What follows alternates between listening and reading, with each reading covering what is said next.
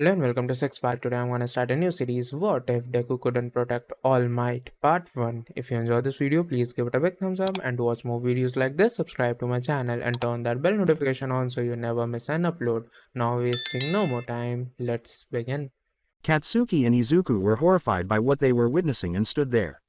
The world's and Japan's most popular hero, All Might, was present in his authentic form.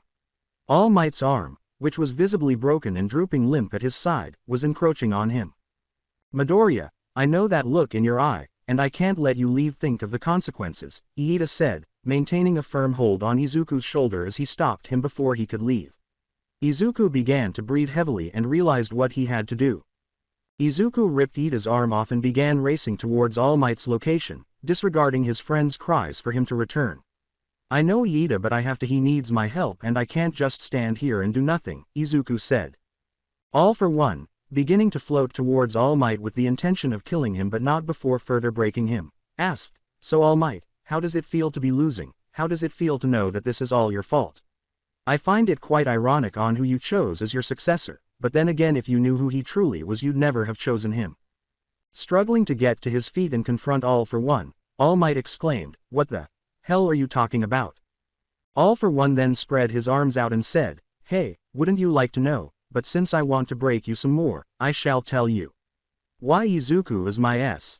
A flash of green lights interrupted All for One, and as he heard the words, Detroit SSMMAASSHHH. A fist smashed into his face, sending him flying across the crater and into one of the fallen buildings.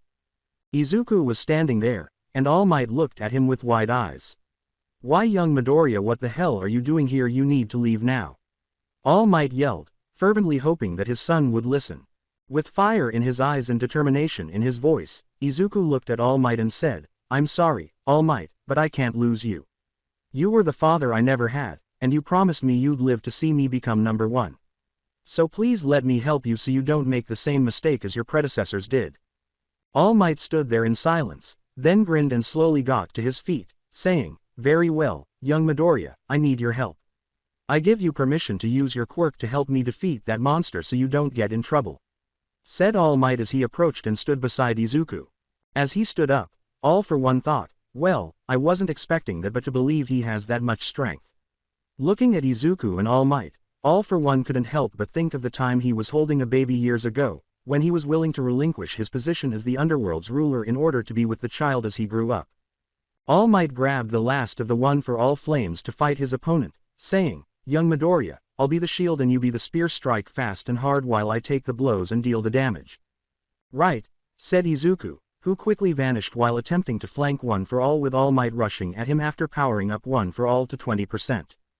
Before All Might could counter, Izuku was behind him and slammed his leg into the back of his head. All Might ran up to All for One and attempted to smash his fist into his face, but All for One blocked it. All for One collapsed to the ground, and All Might smashed his fist into All for One's stomach, causing him to spit blood out. Texas SMASSSHHHHHHH. All Might yelled. Air cannon ×3, shock absorption ×4, kinetic booster ×3 inches was said by All for One, who threw his arms in front of All Might in preparation for blowing him away. However, Izuku got back up and kicked his arm away before he could do so, allowing All Might to throw another smash at him.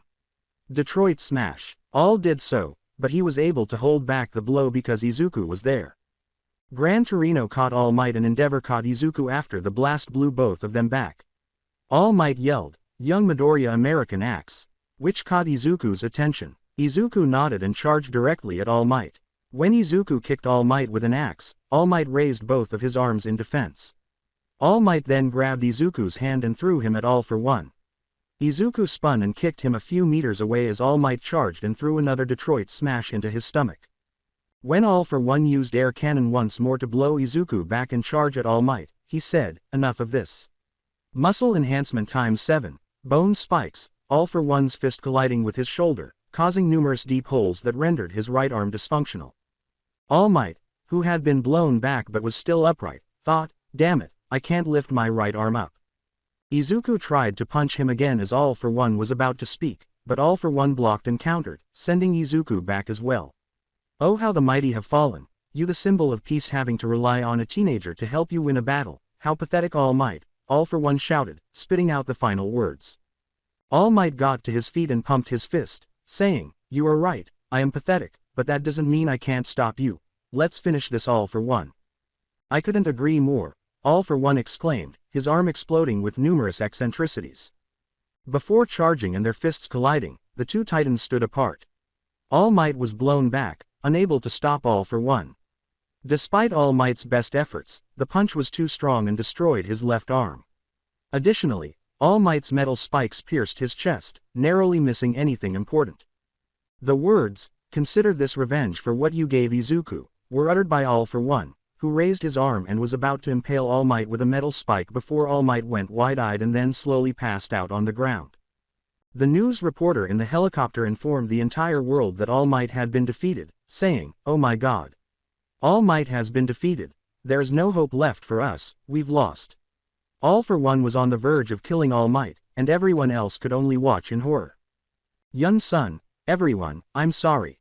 All Might closed his eyes, thinking he was going to die before he heard Izuku yelled, "Get your hands off him, you monster." Delaware smash, and blasted All For One away, using 50% of One For All. Izuku was struggling to stand after the last blast that broke his leg, and he was holding his broken arm in front of All Might. "As long as I'm standing you won't lay a finger on him, All For One," Izuku said. One of them got up and looked at Izuku, who was having a hard time staying conscious after losing his breathing mask and going so long without it. All For One acknowledged that he had lost, thinking, "Damn it, I can keep this up for much longer. And I still have to kill All Might. But at this rate, I've already lost.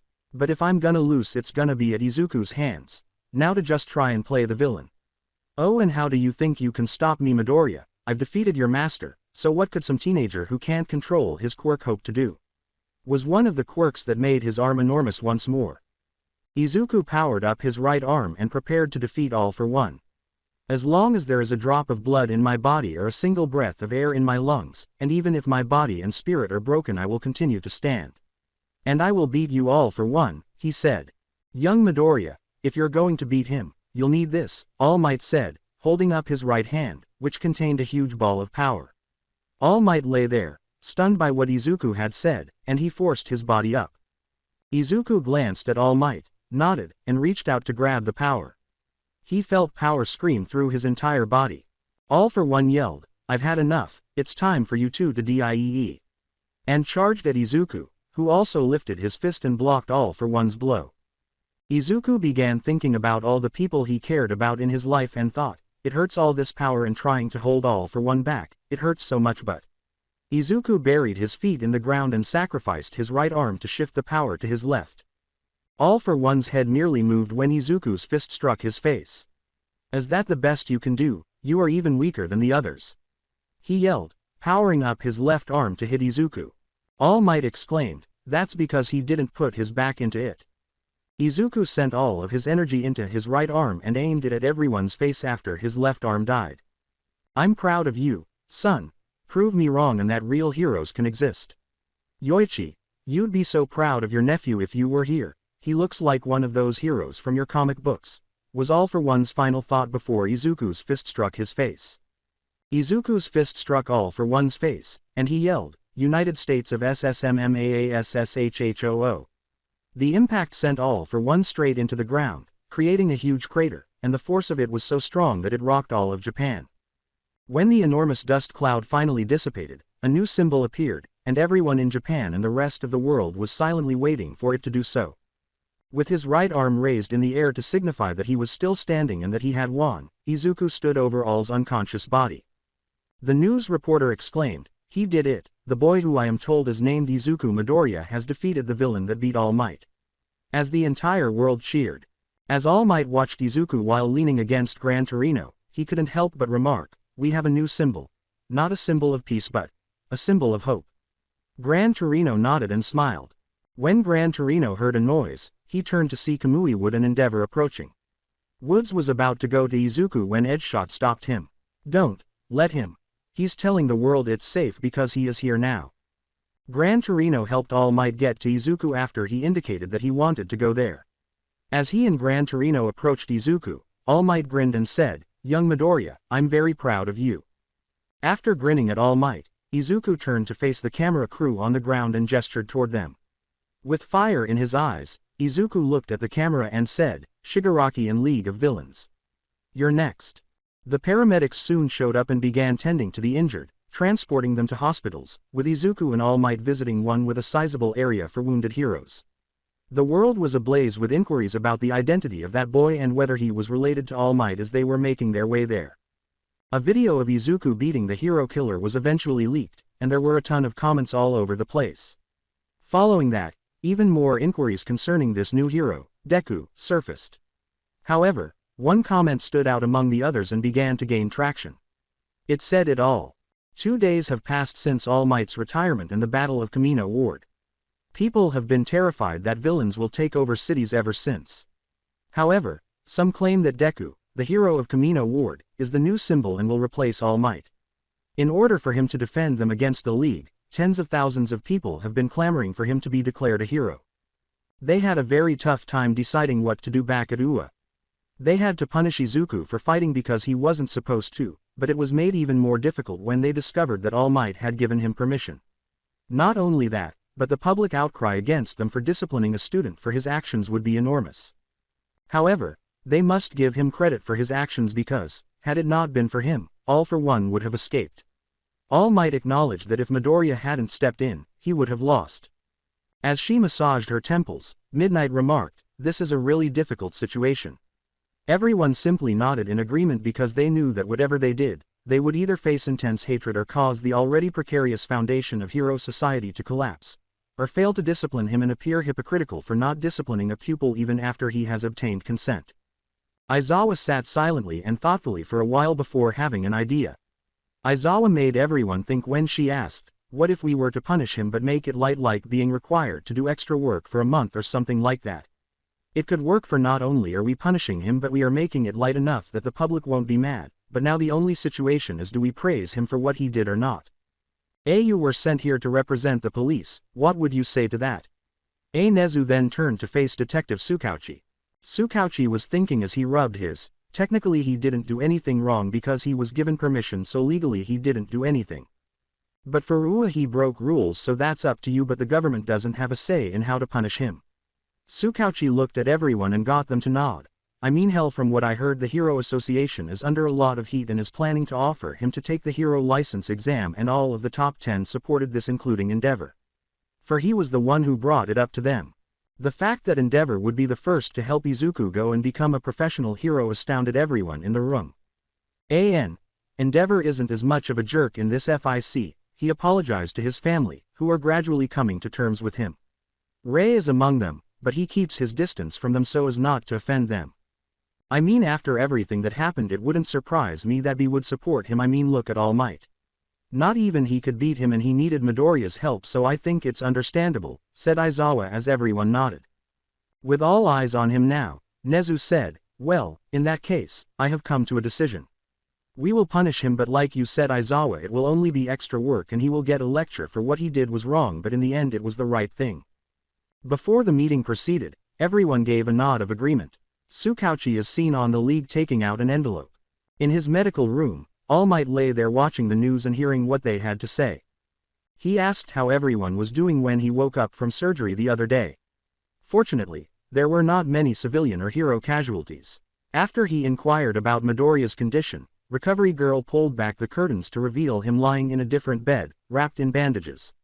All Might was informed that he was placed in a medical coma to aid in the healing of his bones and that he should awaken in 3 days or tomorrow. The sound of moaning startled All Might out of his reverie, and he turned to see Izuku waking up. Izuku opened his eyes slowly and looked around in confusion before realizing he was at the hospital. Where am I?" he said. With a worried, fatherly tone, All Might asked, "Young Midoriya, are you okay? How are you feeling? Does anything hurt?" All Might, "I promise, I'm fine. I'm just really sore right now," Izuku said, rolling his shoulder and hissing in agony. All Might looked down in embarrassment and said, "Young Midoriya, I'm sorry. If I was stronger, you wouldn't have had to fight that monster. For that, young Midoriya, I'm truly sorry," he said, bowing his head in embarrassment and regret. Izuku grinned at his father figure and said, "It's okay, All Might. It wasn't your fault, and if you blame yourself, then I'm just as responsible. All Might grinned before recalling something that made him happy and embarrassed at the same time. A little embarrassed, All Might asked, "Young Midoriya, is it true what you said over there and that you view me like a father?" Izuku's face flushed red with shame when All Might said that, and he then nervously scratched the back of his head. Yeah, I meant it. You were the father figure I never had since my dad stopped showing up long before my 4th birthday. He said that work was making him really busy, but he tried his best to call me and mom once a week, but sadly I couldn't see him as a father after a while and slowly started forgetting him. And about 5 years ago he just vanished, no call no nothing, just gone. Then one day some man in a nice suit shows up and gives my mom more than enough money for us to live off of. Apparently before my dad disappeared he left enough money for me and mom to live off of and for her to never have to work or worry about money, said Izuku, making All Might nod his head in sadness. But then I started watching your videos, and every time I was down I'd watch videos of you, and without me knowing I saw you as a father figure, and then I met you. And I really did see you as one. All Might broke the awkward silence that followed Izuku's statement. Well, I guess I can say the same, since I never had kids cause I was too worried about them getting caught in hero work. But then I met you and I started to see you as the son I never had, said All Might with a grin. Before Izuku spoke, they both sat there for a while. All Might? Izuku asked uneasily. What is it, young Midoriya? All asked inquisitively. Izuku turned his head away in embarrassment and said, would it be alright if I called you Dad? All Might sat there in shock because he had witnessed a worldwide catastrophe and battled monster-like villains as well as hundreds of other kinds of villains. In addition to some of the worst things that can happen to a person, the fact that he was a father struck him more forcefully than anything else could. All Might couldn't help but smile, and he would have approached Izuku and given him a hug if he hadn't been so hurt. Yes, young Midoriya, you can call me Dad. All Might feared the sprinkler system might activate as Izuku's eyes glowed like Christmas trees and his smile was so warm and radiant. With a smile, Izuku said, "Thank you, Dad." Before the two could finish talking, there was a knock on the door, and Recover Girl, Principal Nezu, and Aizawa entered. Recover Girl frowned and said, "Ah, I see you're awake. That's good because these two want to talk with you, Midoriya." Then she approached and began examining his wounds. As he climbed into a nearby chair and took a seat, Nezu said, "Why hello Midoriya, how are you feeling?" "Oh, I'm doing fine, Principal Nezu," Izuku said, grinning a little. Nezu's voice became a little more solemn as he said, "That's good to hear, but I'm sure you might have an idea on why we are here." Izuku looked directly into Nezu's eyes as he said, "I have an idea, Principal, and I don't regret my decision at all. I'd do it in a heartbeat if needed."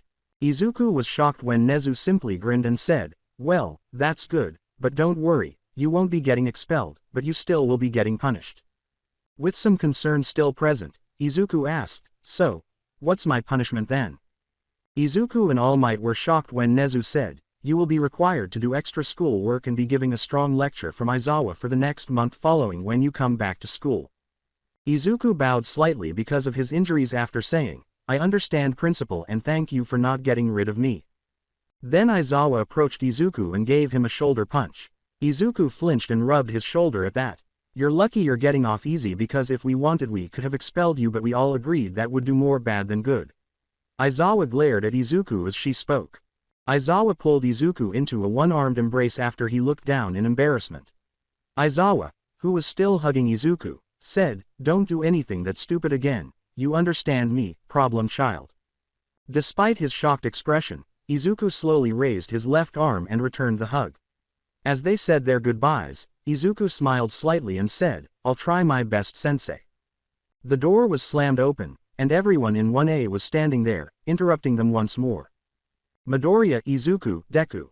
Deku-kun," was spoken by everyone in 1A as they rushed to him and began inquiring about his well-being. "Midoriya, are you okay? How do you feel?" "Yeah, Midoriya, how are you feeling?" "Does it still hurt, Midori?" "Deku-kun, are you okay?" "Deku, fight me so I can prove I am stronger than you." "Izuku, are you okay? Do you need some juice?" Izuku was becoming overloaded with inquiries from 1A, and Aizawa was growing irritated. The recovery girl was furious at their behavior and yelled, "Enough, this is a damn hospital, not a rave party, so shut up or leave or I'll drag you out." Class 1A instantly fell silent and remained silent thereafter. Following that, The class lingered for a while before Aizawa pulled everyone back to class, with the exception of one brunette who requested to stay a little while longer. "So Deku-kun, how are you feeling?" Uraraka, who was seated next to Izuku, asked. "I'm okay, Uraraka, I'm just sore, but I should be up and at it in a couple days," Izuku said with a smile as he glanced at Uraraka. The words, "Oh right, Midoriya, I forgot I had something to tell you," caught both his and Uraraka's attention. "Ua is turning into a boarding school, so you will have to get permission from your mom to move in." Izuku nodded his head, although he appeared somewhat taken aback. Before anyone could respond, the door was knocked on, 2 men in suits entered, stood on either side of it, and the Japanese Prime Minister entered. The Prime Minister was a lanky, elderly man in his mid-60s with graying hair who stood at around 5 feet 11. The pair of long green horns on his forehead were his most distinctive feature. The minister asked, "Ah, why hello, are you Izuku Midoriya?"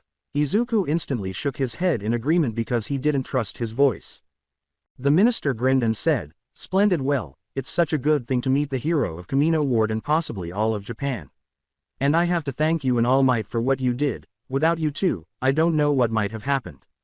Izuku stammered, "OONNN no Mr. Prime Minister, I was only doing my job." "Haha, nonsense, my boy. If it weren't for you two, the man would probably be taking over. As a result, you have my gratitude," the minister said, bowing slightly. Izuku waved his arms and said, "Oh, please, Mr. Minister, don't bow. I don't deserve that from a man of your status." The minister reached into his pocket and produced a letter, saying, "This letter right here gives you your information you need to take the Pro Hero exam so you can get your license. Cho, call me Cho, but anyway, I'm not only here to thank you but I'm also here to give you this. However, what about my temporary license?" Confused, Izuku asked. "My son, as capable as Endeavor is, he is not All Might and will not be able to fill his shoes. Japan just lost its #1 hero, and panic is slowly flowing through the streets and it won't be long till villains strike," the minister stated. "Then you appear and demonstrate your abilities to the world. We need a new symbol, Midoriya, and based on what some people are saying, we need a symbol of hope. Will you be the symbol we sorely need, then? This is my chance to become a hero was right in front of me, but I'm worried, what if I fail? What if I mess it all up?" was one of the thoughts that kept racing through Izuku's mind as he sat there startled and lost in thought. Before he could finish thinking, he felt 2 pairs of hands and saw a huge man with a pair of goggles on his head, a black leather jacket, and black pants. The woman had silver eyes, black hair, and a beauty mark under her lip. He was dressed in a black hero suit and a white cape. "Now is your time, so go ahead and take the 9th step." Before they vanished, both individuals declared that the world needed a hero. After remaining silent for another minute, Izuku turned to face the minister and said, "I'll do it, minister. I shall become the symbol of hope for the world." His voice was so determined that it touched everyone in the room. As he sat there, All Might grinned at what he was witnessing. "Son, you are a real hero, and I will support you at every turn," All Might said. The following day, Izuku and All Might were released from the hospital, and they both climbed into the car that Nezu had sent to pick them up and take them to Izuku's home. Izuku said, looking ashamed, "I hope my mom agrees to let me join the dorms, I mean Dad." "Don't worry, young Midoriya, I'm sure she will agree," All Might said, grinning at Izuku before reaching over and ruffling his hair. "I hope she does. I don't know what we'd do if she said no," Izuku said with a smile as he turned to face All Might. Slight time lag. After pulling up to Izuku's house, All Might and Izuku began to ascend the stairs, and after a few flights of stairs, they reached his door and knocked. When the door opened, they noticed Inko saying, "Who is Izuku, my baby boy? Oh my god, Izuku, when I saw you on the news I was so scared, and then you went and fought that villain, and then," she continued shouting as she swung the door open and drew him into a bone-crushing embrace. Mom, C can't be breath," Izuku gasped, trying to catch his breath because his mother was giving him a death hug at the moment. "Oh Izuku, I was so scared after everything I saw on TV, then I get a call from the hospital telling me how bad your injuries are," and Inko interrupted after realizing that she was essentially choking her son to death with the embrace. They all went inside, with Inko sitting on a chair across from them and All Might and Izuku sitting on one couch. "Mom, like I said, I'm fine, just a couple of injuries, but come on, we should head inside so we can talk," Izuku said. Nobody knew what to say at the moment, so they all sat there in awkward silence. So, Izuku, what specifically did you wish to discuss with me? Asuko asked, observing that All Might and him both appeared somewhat alarmed. Ms. In order to establish campuses on its property, Midoriya Uwa needs parental consent before allowing children to live there. We hoped you would grant Izuku permission, All Might said. Another silence followed, and the tension in the room was so intense that a knife could cut through it. No, Inko said, causing All Might and Izuku to look shocked. I'm sorry, but no. He has been hurting and returning home with scars ever since he joined UA. The events at Kamino Ward followed. I'm sorry, but I can't allow Izuku to continue getting hurt while attending UA. Izuku interrupted, saying, but Mom. Inko shot Izuku a look that left no room for debate, saying, no buts Izuku, my word is final and I'm sorry. I know that was your dream school but I can't in good conscience keep letting you go there especially after everything that's happened. I know you're worried, Midoriya, Buddha, Inko then interrupted All Might as well. Do what you can to keep him safe. I can't handle this any longer because I'm his mother and no means no. Look what happened since he came to UA. It has been attacked multiple times and Izuku keeps getting hurt.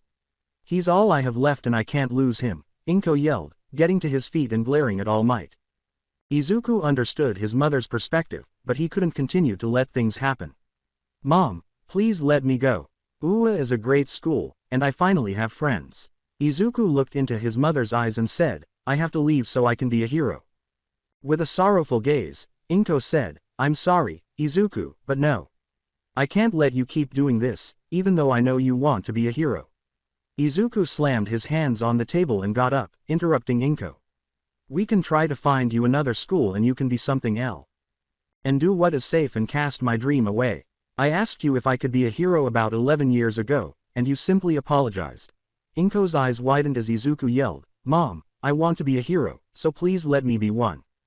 Izuku saw this and hurried off to his room, slamming the door shut and nearly breaking it. Inko simply looked down and shook her head no. Mom, look at this. This was a letter I was giving from a boy I saved from the forest during my training with the Pussycats, Izuku said, setting the letter down and letting Inko read it. As she did so, tears began to pour out of her eyes. Mom Nezu told me that there were thousands of other letters at UA all for me after I saved them at the Kamino Ward, All Might said, but Izuku's door opened and he entered with a letter. Since All Might is no longer a hero, I must take action so that I can be one. I have saved countless lives. Inko kept her head down, as if she wanted to say something. Seeing this, All Might took out the letter that Izuku had received from the Prime Minister and gave it to Inko. Midoriya read this too, All Might said. Inko was stunned and unsure of what to say when she opened the letter and read that it was for Izuku to take the hero exam and obtain his full hero license. Ms. I understand that you are worried about your son, Midoriya, but I can assure you that UA and I will do everything within our power to support him. The staff and I, along with a few professional heroes, have already offered to assist in training him to become the symbol of hope that people are calling him, All Might said before kneeling on the ground, transforming into his buff form, and pressing his head against the ground. I swear to you, Midoriya, that I will protect you until the day I die, even if it means losing my life.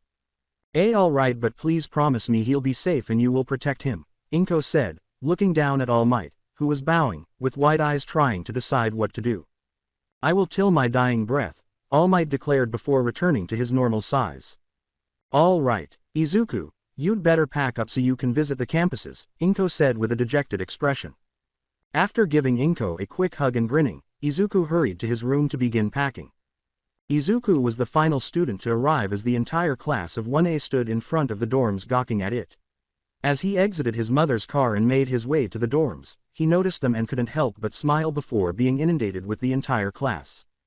Hey Midoriya bro, how are you? Kirishima approached Izuku and gave him a back pat.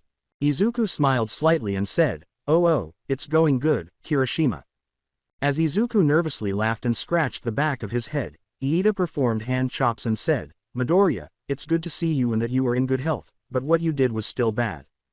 A certain brunette couldn't help but smile as the majority of the class conversed with him, and she began to approach Izuku, asking, Hey Deku-kun, are you feeling better now? Uraraka smiled and blushed slightly as she answered the question. Izuku blushed slightly and said, Oh yeah, I'm feeling much better and thank you for asking Uraraka-san.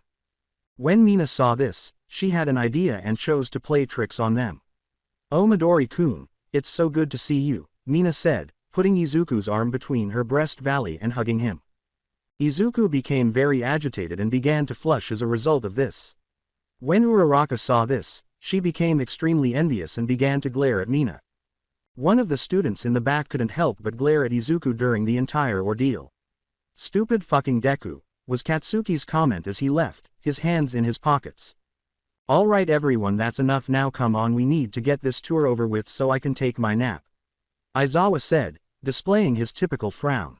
Mr. Aizawa, before we begin the tour, are we allowed to use the other training fields to train?" Suyu put a finger to her chin and asked. "Very logical question, and yes, while here all of you will be allowed to use all UA training grounds as long as you inform the staff first," Aizawa replied. "Now all of you follow me, I want to take my nap before the rat sends has me do more stuff." Nezu said over the intercoms, "Call me that again and your paycheck won't be the only thing you have to worry about, Aizawa." Aizawa merely grunted as he led his, "This right here is your common rooms where you have a kitchen and living room area for all of you to do whatever it is teenagers do. The rest of the first floor has bathrooms, laundry rooms, and a small gym if you want to do a light workout. Also the bathrooms are separated by gender, and if I find any of you trying to sneak into the other, I'll give Bakugo permission to launch you into the stratosphere." Aizawa said this with a sickening smile on his face as he glared at Mineta and Katsuki. "The second and third floor is where all of you will be living, and in each room has your own toilet and bathtub if you don't want to use the downstairs one.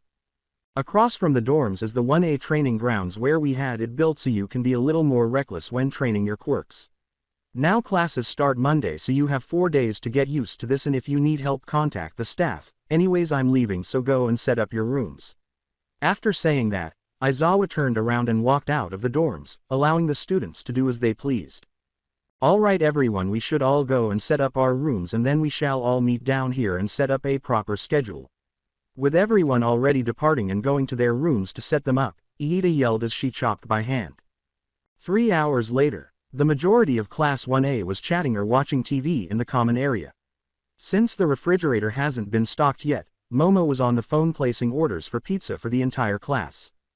"Let's go and show off each other's rooms, everyone. Izuku's room is the only one that is canon." Mina opened the door to Izuku's room and said, "All right, Midori, your room is all that's left." The room had a bed on one side that was large enough to accommodate 2 people if they were cuddling, with plain black sheets, his desk with his schoolwork, books, and journals, a couple action figures of All Might and Other Heroes, and posters of All Might and Other Heroes on the walls. "Wow, Midori, you're a huge fan of heroes," Mina said with a smile. Izuku grinned and said, "I'm just really inspired by them." As they roamed the room, Ochako spotted a picture on the shelf next to his bed of him when he was about 3 or 4 years old, with a lovely woman with long green hair who she thought was his mother, and a man with white, disheveled hair that was just as messy as Izuku's, green eyes, and a few light freckles on his face. "Hello, is this your father, Deku-kun?" Ochako pointed to the picture and asked. "Yes, it is one of the few pictures I have of my dad. Even though he left when I was young, so I can't see him as one. Even though I don't consider him to be my biological father, I still keep it to remind me of that fact," Izuku said, his face sad. "Oh, I apologize for asking, Deku-kun," said Ochako, who was now feeling guilty. Izuku smiled and said, "No, it's okay, Uraraka. You didn't know." After that, they all went out and cast their votes for the best room, with Sato winning because he made sweets. The night went on, with everyone having fun and eating pizza, until Nezu and All Might entered through the open door. Nezu grinned as usual and said, "I'm sorry to interrupt your fun, everyone, but I need Midoriya for an important meeting." Izuku nodded, got up, and began to approach them after noticing the expression in All Might's eye. "Nezu, the principal, is Deku-kun having problems?" Concerned, Uraraka asked. Everyone's attention was drawn to Nezu's statement, "No Uraraka, don't worry, he's not in trouble. We just need him for a meeting because of the Kamino Ward incident." The 3 of them left before they could ask any more questions, and they arrived at Nezu's office after a 15-minute walk. As they all entered, Izuku saw that 2 people were already inside, Gran Torino and a tall, lanky man with green hair that had a hint of yellow in it, who was wearing a nice suit and glasses. Izuku sat down in the seat in front of him, and the man turned to glare at him before following him. So, the man continued to glare at Izuku and said, "This is the boy that defeated All for One. All Might, you should have chosen Mirio, he would have been a much better choice and be way ahead of this boy." Izuku saw everyone in the room glare at him when he said that, and he sensed that everyone was also upset with him. As I've already mentioned, I saw something in Night Eye and decided to make him my successor. All Might continued to glare at Night Eye as he said, "Something that could surpass me and bring the world to an era." Night Eye glared at All Might before turning to Izuku. "Yes, even so, my choice would have suited one for all much better. I chose a protege to fit your image and continue the symbol of peace to a new era," he said. "But instead you chose some boy who can barely control it and only helped you out of sheer luck. Night Eye, I would observe your tone." Gran Torino gave him a more stern look and said, "All Might would have been dead and All for One would have escaped if it weren't for Midoriya. And if Mirio was chosen the league would be destroyed right now, but instead we chose him and look where we are now," said Night Eye. All Might tried to control his rage as he said, "For the last time, Night Eye, I won't change my mind. The world needs a new symbol, not another All Might." Nezu tried to calm them down by saying, "Now we aren't here for this petty argument. All Might has already made his decision and now we have to act to that. If the boy gave Mirio one for all, it might be different." Night Eye then gave Izuku a more stern look, saying, "Boy, how much control do you have? Then the league could be eliminated in a few weeks and we could have a stronger symbol of peace protecting us." About 20%, and if I really push it I could reach 30% for 10 minutes, Izuku replied. Izuku looked down in embarrassment as Night Eye said, "See what I mean? If we had the one I hand-picked he'd already have about 60% controlled already." "That's enough, Night Eye, I won't let you sit here and degrade young Midoriya," All Might said, interrupting them all as he slammed his fist on the table and cracked it after transforming into his muscular form. Nezu had had enough of Night Eye's attitude and said, "Night Eye, that is enough. Either stop letting your personal feelings get in the way or leave now." Night Eye surveyed the area, got up, and made his way to the door before pausing to give Izuku a final scowl. "I'll be waiting for your proper decision, boy, when you give someone more capable of wielding that power." Night Eye uttered those words as he firmly shut the door. All Might got up and threw a coaster through the door where Night Eye was standing, so he wasn't even a minute too early. "Well, there goes one person who might be able to help us train Izuku with One for All faster," Gran Torino said, frowning down at Night Eye for demeaning Izuku the entire time. As Night Eye said, "Maybe. He's right and I should give One for All so someone better. Maybe I'm not good enough to be a hero." Izuku sat there and considered everything. Izuku thought, but All Might put his arm around his shoulder and knocked him out of his reverie. "Don't listen to him, young Midoriya. I chose you because I saw something great in you and I knew that you could become an even better symbol or hero than I ever was." All Might gave Izuku a gentle embrace. Izuku, leaning into the embrace, said, "Thank you, All Might. I needed that. Perhaps this is what it's like to be hugged by a dad. I'm sorry for that, Midoriya. If I knew that's how he would have acted I wouldn't have invited him here," Nezu apologized. Izuku said, "It's okay, Principal Nezu. You were unaware." "Very well, Midoriya, but anyway, let's get to the meeting," Nezu said, pointing to Izuku as he grinned. "Me, All Might, and Gran Torino have all agreed that you will need to be trained even harder and pushed harder. Because of that you will be exempted from some classes so that they can train you along with Aizawa and some other high-ranking pros." Izuku nodded his head as he glanced at Nezu. "Don't expect me or anyone else to go easy on you, brat. Because of what you did in Kamino Ward you're gonna have to push yourself harder than ever," Gran Torino said, a smile spreading across his face. "I swear not to let you or the others down," Izuku said, grinning back at him. "Very well. Starting tomorrow you will train with Gran Torino and All Might along with a special guest who we had to con to get her to show up and train you," Nezu said in order to pique Izuku's. Izuku asked, Principal Nezu, who is she?" Which only made Nezu smile more broadly. Nezu exclaimed with a wild smile and laughter, "Why, it's the now number 6 ranking hero in Japan, Maruko." Since then, 3 days have gone by, and Izuku leaves every day at 5 in the morning and doesn't return until about 9 in the evening. He was always covered in bandages and bruises when he returned. His classmates were concerned, but they were unable to question him about it because he would constantly disappear into his room. The guys were lounging and watching TV on this Sunday evening. The girls were chatting and gossiping about various topics while seated on bean bags. Izuku limped in as the front door was opened while they were all busy with their own tasks. When she noticed this, a certain brunette got up and approached him, asking Ochako, "Deku-kun, are you okay?" Trying to catch his breath, Izuku said, "Why yay. Just as sore and tired. Also very hungry. Please tell me there's leftovers." Ochako turned around and went to the kitchen after grinning and nodding her head. "Well, why don't you go sit down at the table and I'll warm it up for you?" she asked. Izuku tried to stop Ochako from doing that by saying, "NN no Uraraka-san. Why you don't have tea to do that?" Ochako just turned around and said, "It's no trouble, Deku-kun, I don't mind," while blushing slightly. After a few minutes, Ochako returned with some rice and fish along with some pickled green peppers, and Izuku nodded his head and took a seat at the table. Izuku blushed and stammered a little as she said, "Tea, thank you Uraraka-san." Ochako just sat beside him and grinned, saying, "So what have you been doing, Deku-kun?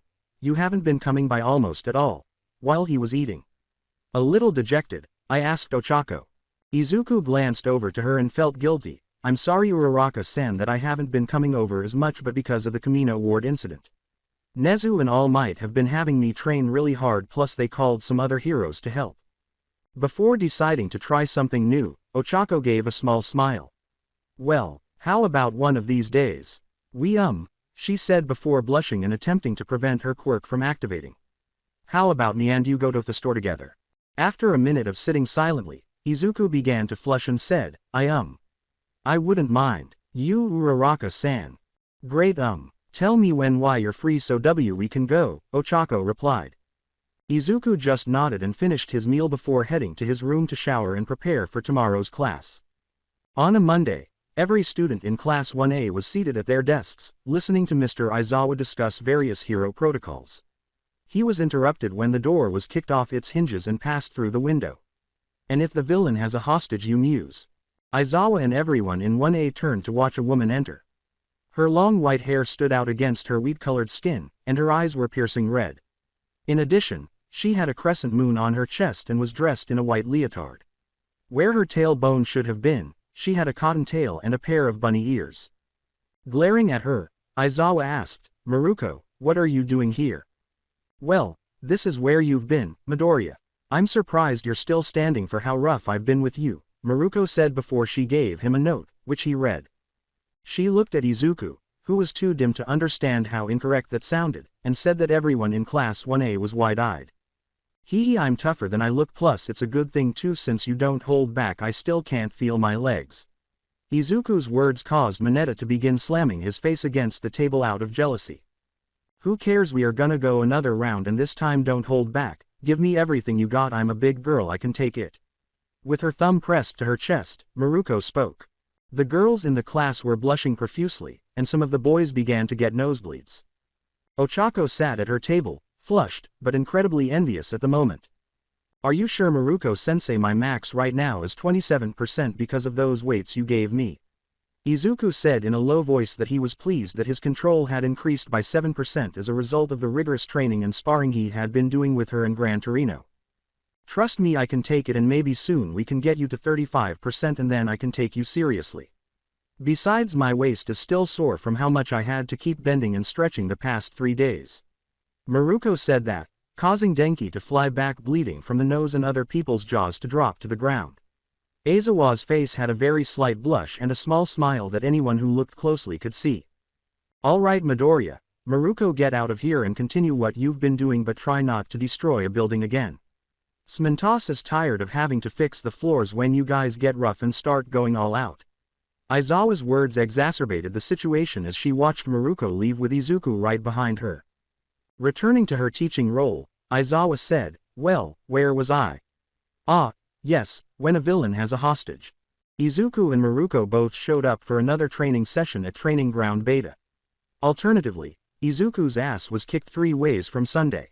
"All right, Brad, go and get your costume. I gotta talk to Skeletor about what kind of training you're doing," Maruko said, leaping off in search of All Might.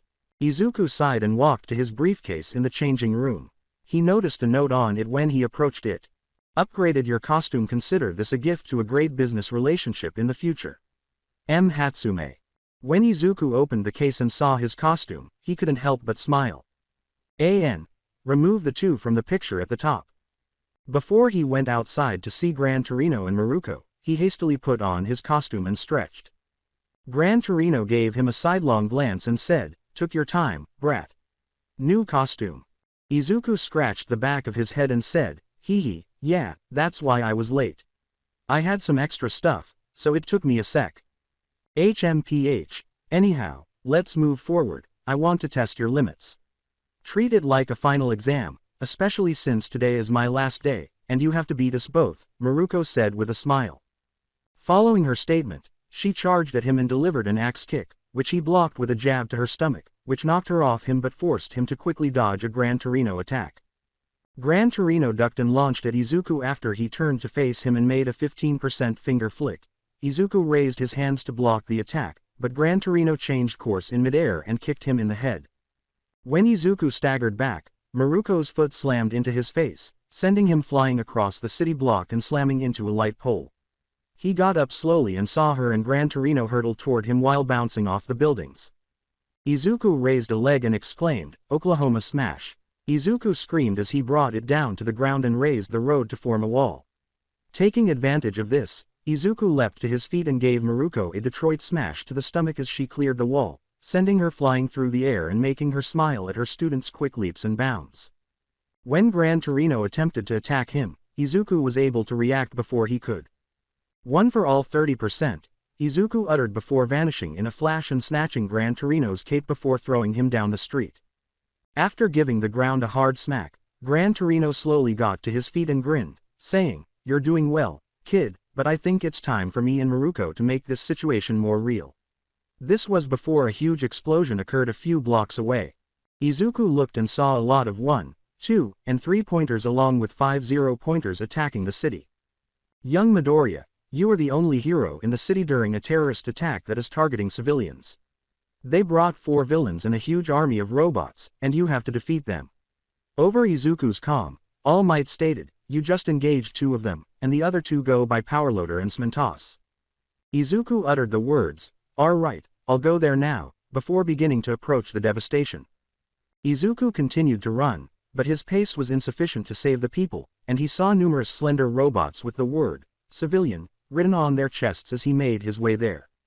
As he pumped One for All to the limit and tried to move more quickly, Izuku thought, "Come on, I need to move faster." Inadvertently, he was using a quirk that kept storing energy in him. "I need to go more quickly. Quicker. Quicker." Before shouting, Izuku said, "I felt a huge surge of energy inside me when he landed on a building. I ended up using it, and it allowed me to fly down the street and pass both Gran Torino and Maruko in the blink of an eye." Izuku jerked his arm back as he was hurtling toward the 0-pointers, saying, "Texas Smash." Izuku yelled as he punched one of them, sending it flying back and colliding with another. He quickly eliminated 2 0-pointers, but he knew he still had work to do. Izuku uttered the words, "One for all 20%, before he began to bounce around and erase all of the 1, 2, and 3-pointers in a green blur. When the villains realized they had to move quickly, Smentos built a huge wall that forced Izuku to pause for a second before Powerloader emerged from the earth and dragged him waist-deep into it. He was kicked back across the street by Gran Torino and Maruko, who both materialized in front of him, preventing him from colliding with the civilian bots. Before Maruko spoke, the 4 villains stood together. "What's wrong, hero? Is that the best you got?" she asked, beaming broadly. Powerloader remarked, "Look, they sent one hero to stop us, and he's weak. I know I'm weak, but I will keep fighting no matter what," Izuku said, gritting his teeth as he heard all of this. He then got to his feet and slammed his left foot into the ground, sending shockwaves through the city.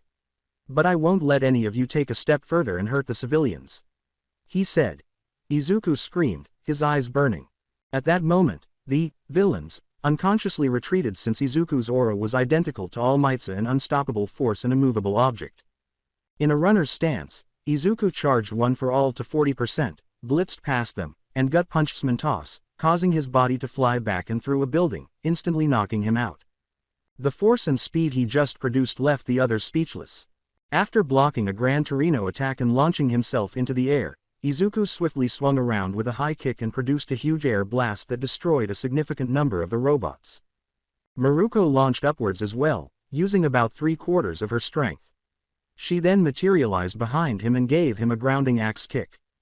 When Powerloader buried his arms and legs beneath him, Izuku slammed into the ground, but before he could react, Gran Torino sped up high above him and slammed down on his stomach. Perhaps I was mistaken. Gran Torino lied in an attempt to get Izuku to push himself harder, saying, "Perhaps you are just a failure and Night Eye was right."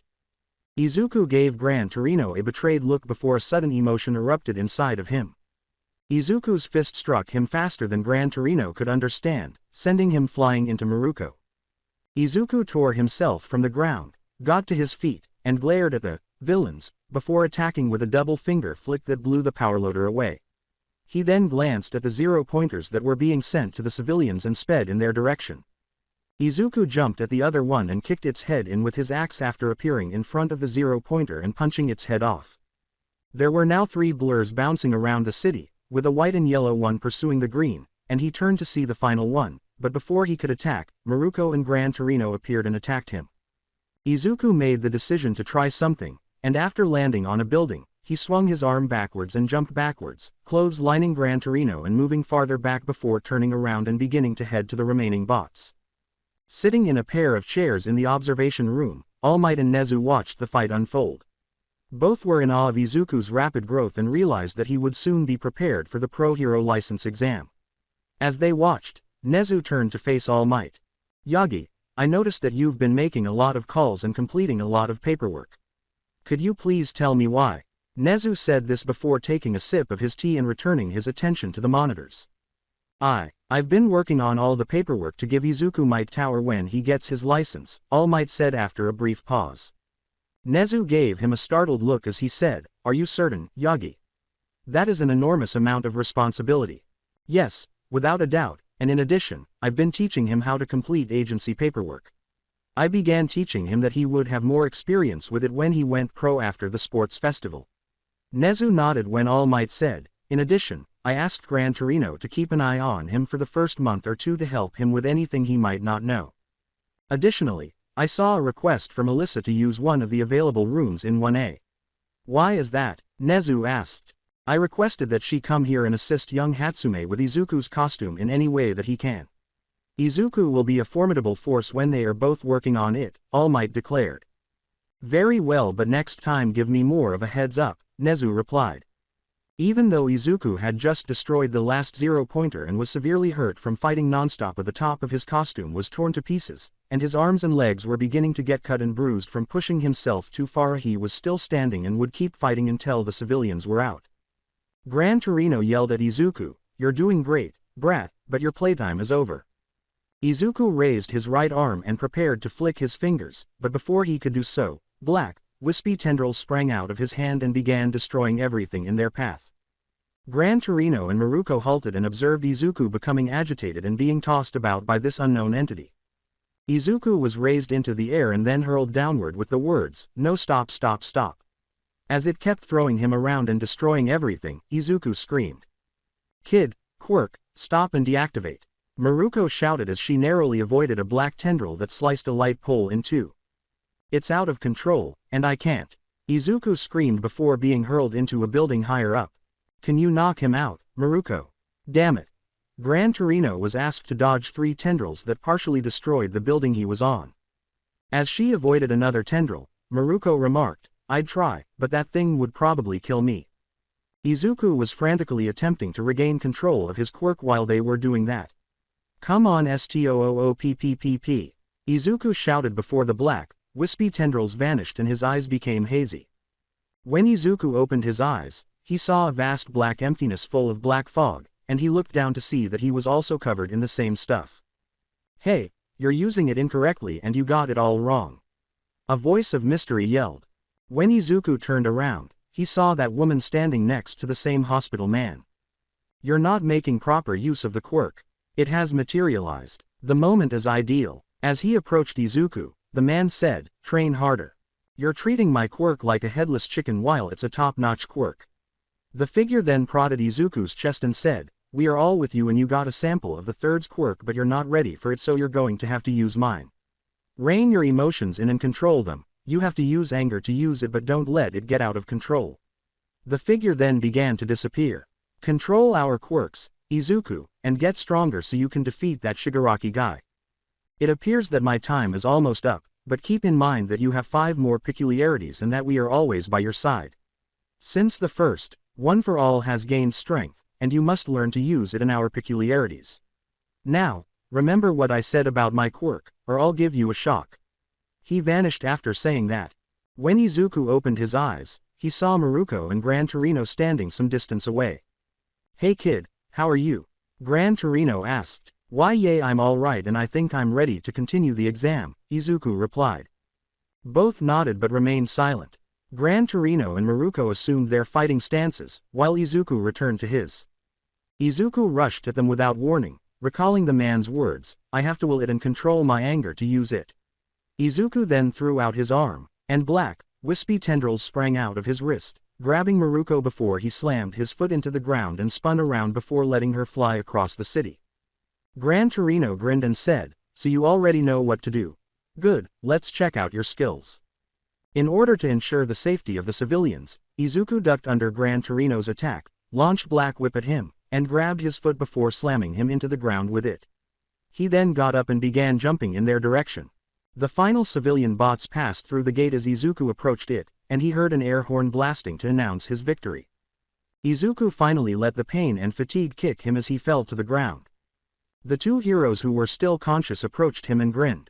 Before she leaned down and tousled his hair, Maruko grinned and said, you did good, brat, you passed. If you weren't already claimed, I'd probably hop you right now. Izuku's face burst into red as he jumped up and began to panic when Maruko said that. Gran Torino just laughed and said, youngsters, before leaving with the others. When they all got to Recovery Girl's office, we were being healed, and Izuku was being asked about his peculiarity. Izuku gave All Might a look but responded as best he could, telling them that it simply happened. Well, I really enjoyed training and sparring with you, kid, and your peculiarity is fascinating. As you give me so much fun, I'll give you a reward. Hopefully I'll see you around and we can spar some other time, Maruko said before approaching him, kissing his cheek, and leaving. After that, Izuku passed out while everyone else in the room laughed. Izuku was walking back to the 1A dorms at the end of the day, wearing a number of bandages wrapped around his body and some new casts on his left leg and right arm. When Izuku entered the building, everyone paused and gazed at him for a while. Hey guys. Confused, Izuku said. Earlier, Izuku was unaware that his check from Maruko had lipstick on it. Wow, he's really messing with Maruko. Mineta shouted. What? Izuku cried out in bewilderment.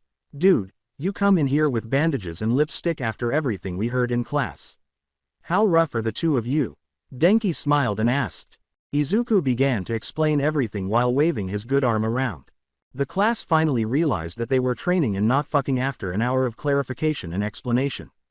When the night finally ended and everyone began to go to bed, Izuku was about to go to the elevator when Ochako stopped him. Well, is that all true, Deku-kun? You were only training, then? Ochako averted her gaze and asked. I can assure you that it was only training, Uraraka-san. Izuku scolded himself for nearly referring to him as Dad in front of Ochako, saying, if you don't believe me, you can ask All Might and he'll tell you. Ochako began to twiddle her thumbs and said, no, it's okay, I believe you, but Good night Deku-kun, see you in the morning, was said by Ochako before she hurried to her room, kissing his cheek before Izuku could ask any questions. I was kissed by 2 beautiful women today, Izuku said as he stood there before his brain entered automatic mode and led him to his room, where he lay face down in bed with a final thought. They were Uraraka-san and Maruko, respectively. Before he passed out in his bed, Izuku thought, please don't let this be a dream. While waiting for Mr. Aizawa to arrive and start class, the students were chatting about all the various activities they would be participating in while they sat in their homeroom. The class watched in silence as Aizawa scooted to the desk, then slowly stood up to stare at them as the door opened and he crawled in like a caterpillar in his sleeping bag. As he took out a juice pouch and drank it, Aizawa said, good morning everyone. We have something special planned for all of you. We only have a week to do this, so we will be drilling special moves into all of you. When the class heard that, they cheered enthusiastically, but Aizawa glared at them, telling them to stop. In any case, you have just 1 week to prepare for the provisional license exam, so please dress appropriately and come to the PE grounds. Before he opened the wall for the cases and departed, Aizawa said, you all have 15 minutes, so get on with it. Ectoplasm, Smintos, and Midnight were standing in the PE grounds, and everyone was standing there looking around. The class approached them and waited for Aizawa to arrive. Hello class, I'm sure Aizawa told you all that we would be practicing special moves.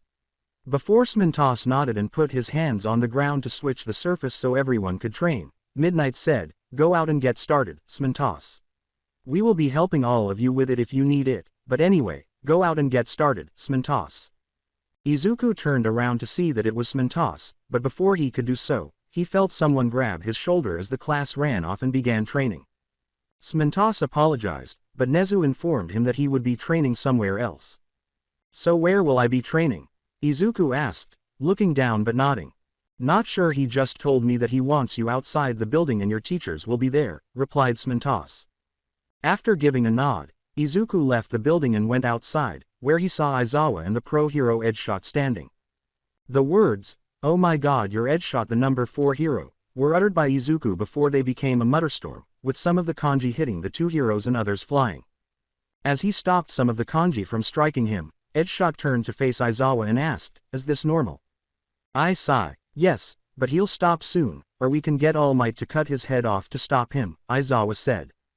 Oh, I'm so sorry, I didn't mean to that. I'm just a big fan of you and heroes in general, Izuku said, pausing his muttering to wave his arms. It's fine, but anyways, Nezu called in for a favor and asked me to help you get ready for the pro hero exams, Edgeshot replied. After saying, that rat scares me, Aizawa felt a chill run down his spine as he saw a camera zoom in on him. Edgeshot cracked his neck and said, it's frightening what he can do and is capable of, but anyway, me and Aizawa here will help get you up to speed so you can take the exam. As Izuku assumed his fighting stance and his expression darkened, he said, all right, I'm ready whenever you two are. In the meantime, every member of Class 1A was attempting every super move they could think of inside the training grounds. Katsuki discovered a new move he called the AP shot, in which he cupped his hand over an open palm and focused the explosion he could produce. Todoroki was trying to use his flames to create something as part of his quirk. While everyone else was giving it their all, one particular gravity girl noticed that Izuku was not there and went to ask the teachers. Well, where is Deku-kun, Ms. Midnight? Ochako asked as he approached Midnight. Nezu is having him undergo special training, but don't worry, he's doing fine. Knowing the principal, Midnight said, I believe, with a hint of worry. All Might said, hee, don't worry, young Midoriya is quite alright, as he entered the room. Ochako said, hey, All Might, how are you? I'm feeling good, just don't tell Recovery Girl or she might think something else is wrong with me mentally and physically, laughed All Might. When everyone heard a loud noise that sounded like a wall being blown apart, Ochako was about to return to his super move after laughing at his joke. Everyone turned to watch Aizawa get smashed into a concrete pillar and sent flying through a wall. He got up slowly and prepared his capture scarf, but he narrowly avoided being struck by a green blur that appeared in front of him. Everyone watched as Izuku engaged Aizawa in combat and observed that, despite having his quirk deactivated, he was still fighting. Edgeshot, the pro hero, entered through the wall hole, wrapped his body around Izuku like a string, and locked him up. Izuku attempted to overpower him, but was unable to do so because Aizawa's quirk was still deactivated, but he persisted and waited for Aizawa to blink. He felt his quirk return at that very moment, and without wasting any time, he overpowered Edgeshot and threw himself backward out of Aizawa's line of sight. As the class watched, Izuku threw a high kick at Edgeshot, who was knocked away by the air blast, and flew backwards, smashing his back into a concrete pillar and getting Edgeshot off of him. Izuku saw a familiar scarf approaching at that moment, so he sprang into action, grabbed it, and allowed Aizawa to pull it taut before spinning and throwing Aizawa against a pillar with his superior strength. Izuku took advantage, blitzed him, and then used a 15% smash to gut punch him.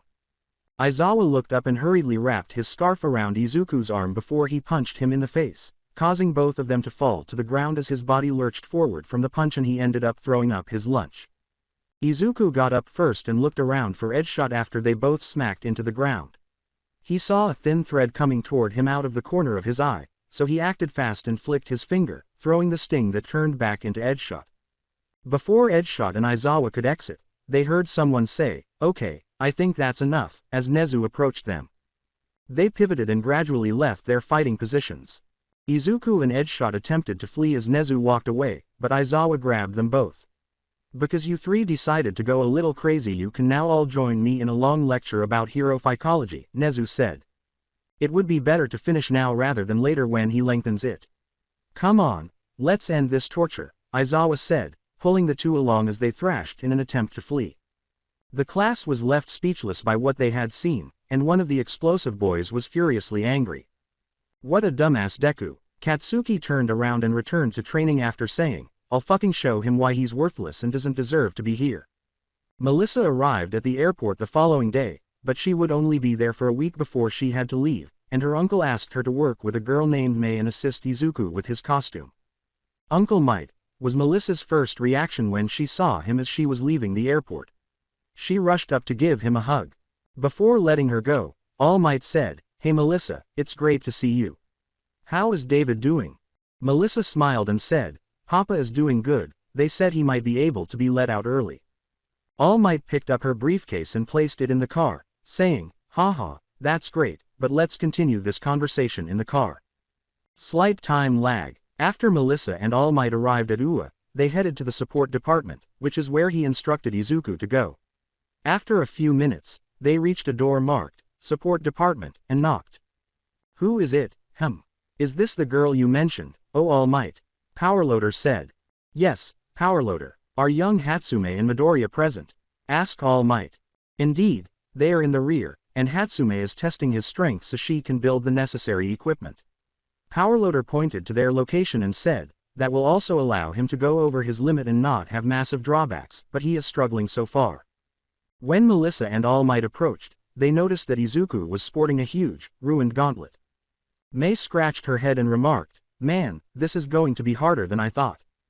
Hatsume, it doesn't have to handle 100%, I'd just be fine with it handling 50% for now," Izuku replied. "Maybe I can be of assistance," Melissa said as she joined the discussion. Izuku smiled and waved to Melissa, saying, "Hey, it's been so long. How are you? How about you, Deku?" "I've been doing well." Melissa smiled back at him. "I'm good, just trying to help Hatsume all I can," Izuku replied. Before Melissa went over to look at Hatsume's blueprints, she said, "Well, maybe we can use the same thing I used for your full gauntlet back at Island. Hatsume and I will work on something that should help you and be able to handle your quirk to a degree. It won't be as strong as the last one because of the short notice, but Hatsune and I should be able to make one to handle your 50%. As Mei ran beside her, she exclaimed, "Izuku told me about that baby, I can't wait to see it, so let's get started." Izuku kept returning to the support department to test out the equipment for a few days, and on the day before the test, neither Melissa nor Mei left the department. Izuku was called to the support department and informed that his new equipment had been constructed. Melissa and Mei were both asleep when Izuku entered the support area, and the powerloader was also present. Before he left, Powerloader said, "Hey Midoriya, the girls got your stuff done. Just give them a little sleep and they'll tell you about it." After waiting for roughly 2 hours, Izuku heard some moaning and noticed Mei waking up. Mei stretched and said, "Oh, hello, Izuku. Melissa and I finished your babies." Melissa awoke shortly after, and she and Mei assisted in putting Izuku's arms and legs in support gear. "All right, Deku, based on what Mei and I were able to accomplish, we were able to get it to manage roughly 50% without any issues and possibly 60% for a brief while. But beyond that, it will harm the equipment," Melissa said. "Now, why don't you give it a try, Izuku?" Mei smiled. Izuku gave a nod, boosted one for all to 50%, and launched a smash at the target without experiencing any pain. Izuku exclaimed, "It doesn't hurt."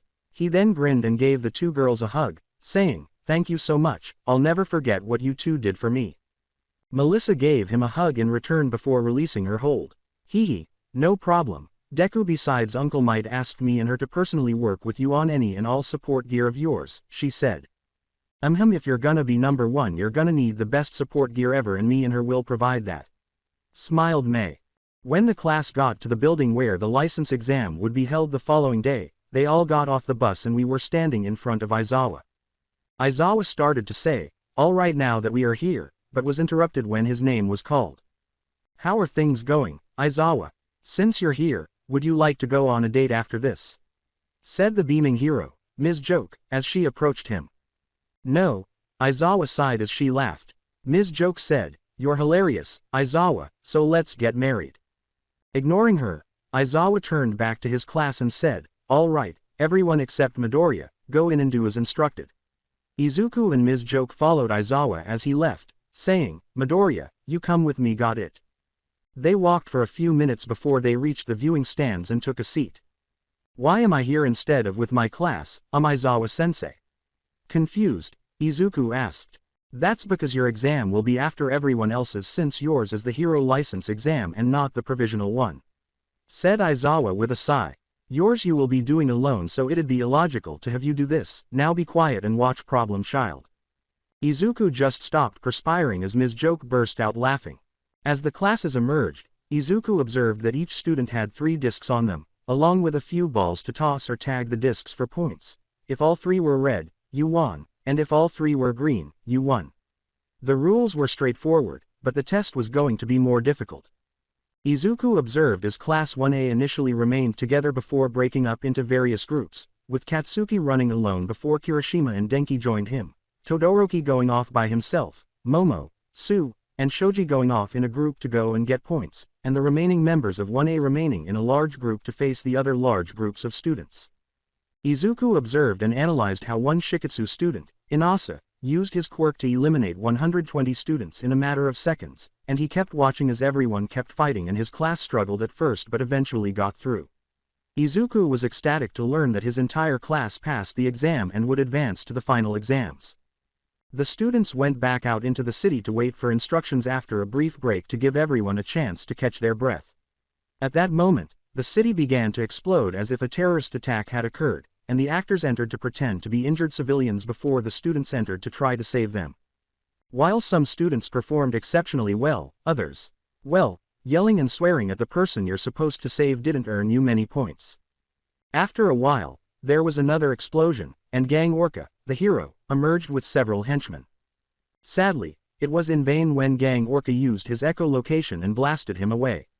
While some students began to panic, one emerged and slammed his hands on the ground and began shaking it to stop the villains.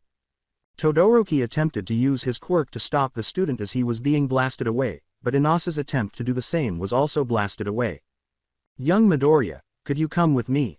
Someone would like to talk to you," said All Might, interrupting Izuku's viewing as he felt a tap on his shoulder. Izuku got up and followed All Might, saying, "I'm sure, All Might." After a few minutes, they reached a different area of the viewing stands, where he saw Endeavor. "So you're the one that helped save us from that monster, correct?" Endeavor asked, turning to face the Izuku. "Yes, sir," Izuku replied. "HMPH, don't call me that, it makes me feel older than I already am," replied Endeavor. "Tell me, boy, what type of hero will you be?" "I want to be a hero that when people look at me, they feel hope and they feel safe knowing that I'm here," Izuku said, turning to face Endeavor and realizing that he wanted to see his resolve. "I want to be a hero who can encourage everyone to follow in my footsteps, no matter their uniqueness, as long as they are determined." With unwavering resolve, Izuku declared, "I want to be a pillar or symbol of hope that will help hold society up in its darkest hour."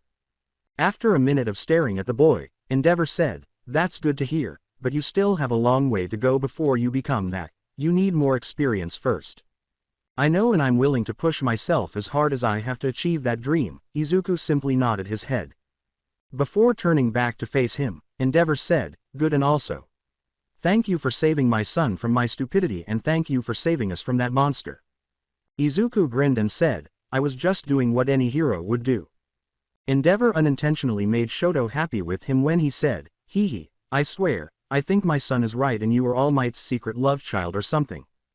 Izuku said, "Yeah, he says that a lot, and I found a massive pin-up board in his room with theories," as All Might and Izuku exchanged a worried look. "That, to be honest, it doesn't surprise me." Endeavor added, "Oh, before I forget, my wife Ray asked me to invite you to dinner every time you have time as a thank you. Well, I'd have to ask Gran Torino and Aizawa-sensei first, but if they agree I'll let Todoroki know, Izuku replied.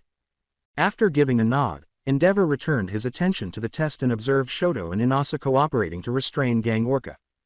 The students were informed that the test was over when the siren sounded, but before they could calm down, the announcer started talking. I want to thank everyone for taking the test and performing well. The announcer said, please leave the battlegrounds now, all students, so we can get ready for the hero license exam. All Might said, young Midoriya, you better head down there. Izuku nodded and hurried off to take his test. It didn't take long for the gates to open and Izuku to emerge, and all of the test takers are now in the stadium's viewing area, watching the arena for the next test. You will be under more pressure to save, defend, and transport civilians to the medical area during the Pro Hero License exam. Additionally, protect yourself from villains who may appear at any time. The announcer said, now let's start the test. When Izuku heard the start, he immediately ran into the destroyed city in search of injured civilians, and as he turned a corner, he noticed two villains preparing to attack the injured civilians. The villain raised his arm to attack the civilian, saying, haha, this is going to be easy. The other villain didn't have time to react before Izuku finger flicked him into a wrecked car, knocking him out as well, but before he could, a green blur appeared in front of him and kicked him into a building, knocking him unconscious. Izuku, attempting to mimic All Might, turned around and grinned as he turned to face the civilians. Don't worry because now I am here, he said. Izuku hurried over to check on them before the civilians could react, asking, is anything holding you down and does anywhere hurt? Izuku said. This child is doing fantastically. He eliminates the bad guys right away and then makes sure I'm safe. He then approaches me to check on me and see if I'm hurt or if there's anything holding me to the building. The actor thought, I think my leg is broken, and said, this kid is going to be a great hero. Did you see anyone else? Izuku checked his leg right away, quickly made a makeshift splint to hold it, picked him up, and laid him on his back before reaching over and taking the other civilian and holding him under his arm. Izuku said. I don't see him, the concerned civilian said, referring to my grandpa. Izuku said, I'll find him, don't worry, but first I have to take you to the medical area. Then he leapt to the location and dropped them off. Izuku turned around right away and went back to his original location. There, he spotted an elderly man and hurried to bring him over.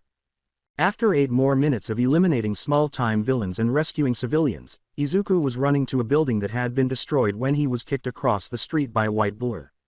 He stood up slowly, but had to leap away as a huge burst of flames rushed at him, and when he looked, he saw Endeavor approaching and hurling another ball of fire at him. When he saw a shadow, he leapt to his feet and managed to cling to the side of a building while avoiding the fireball. Hawks was standing above him, brandishing a feather sword, and slashed him to the ground before Maruko arrived and kicked him away. The fact that Deku-kun is handling everything by himself seems a little unfair. And battle 3 of our most formidable heroes, Ochako added. Todoroki glared at his father, who threw a fire javelin at Izuku, who ducked, and said, I have to agree it does seem unfair for Midoriya. Is there a possible explanation? Momo asked inquisitively. Nezu, who was perched on All Might's shoulder as he sat next to the class, said, yes, there is. Midoriya is being considered as the next symbol because of what happened at Kamino Ward. Therefore, we must help him get there by pushing him harder than anyone else. Willn't that wear him down, though? Iida asked. All Might watched Izuku sidestep a kick from Maruko and launch an air blast at her, saying, don't worry, young Midoriya can handle it, and no matter how hard we push him, we still make sure he rests. Todoroki narrowed her eyes and said, but why is my father down there? Because he is aware that Midoriya will serve as our rallying point. Nezu watched as Izuku used Black Whip to seize a civilian and drag him to safety, saying, and he's going to make sure he's strong enough to do it. A certain explosive user was furiously fuming as the class turned back to watch Izuku fight. Therefore, he is growing stronger and stronger while we are playing around.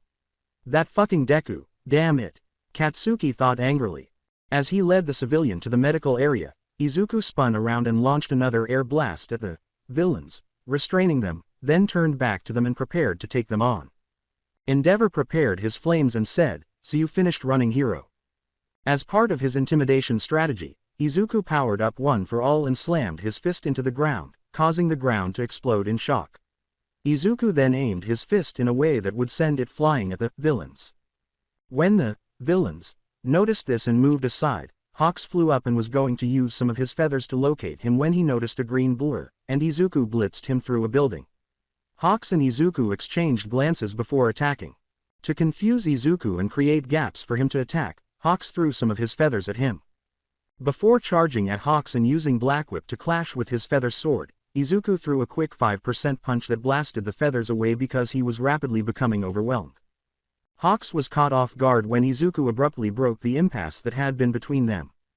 Taking advantage of the fact that Hawks was embedded in the concrete, Izuku grabbed his belt, grabbed the cuffs, restrained his hands, and pulled Hawks out after kneeing him in the gut before he wrapped his arms around him and performed a German suplex.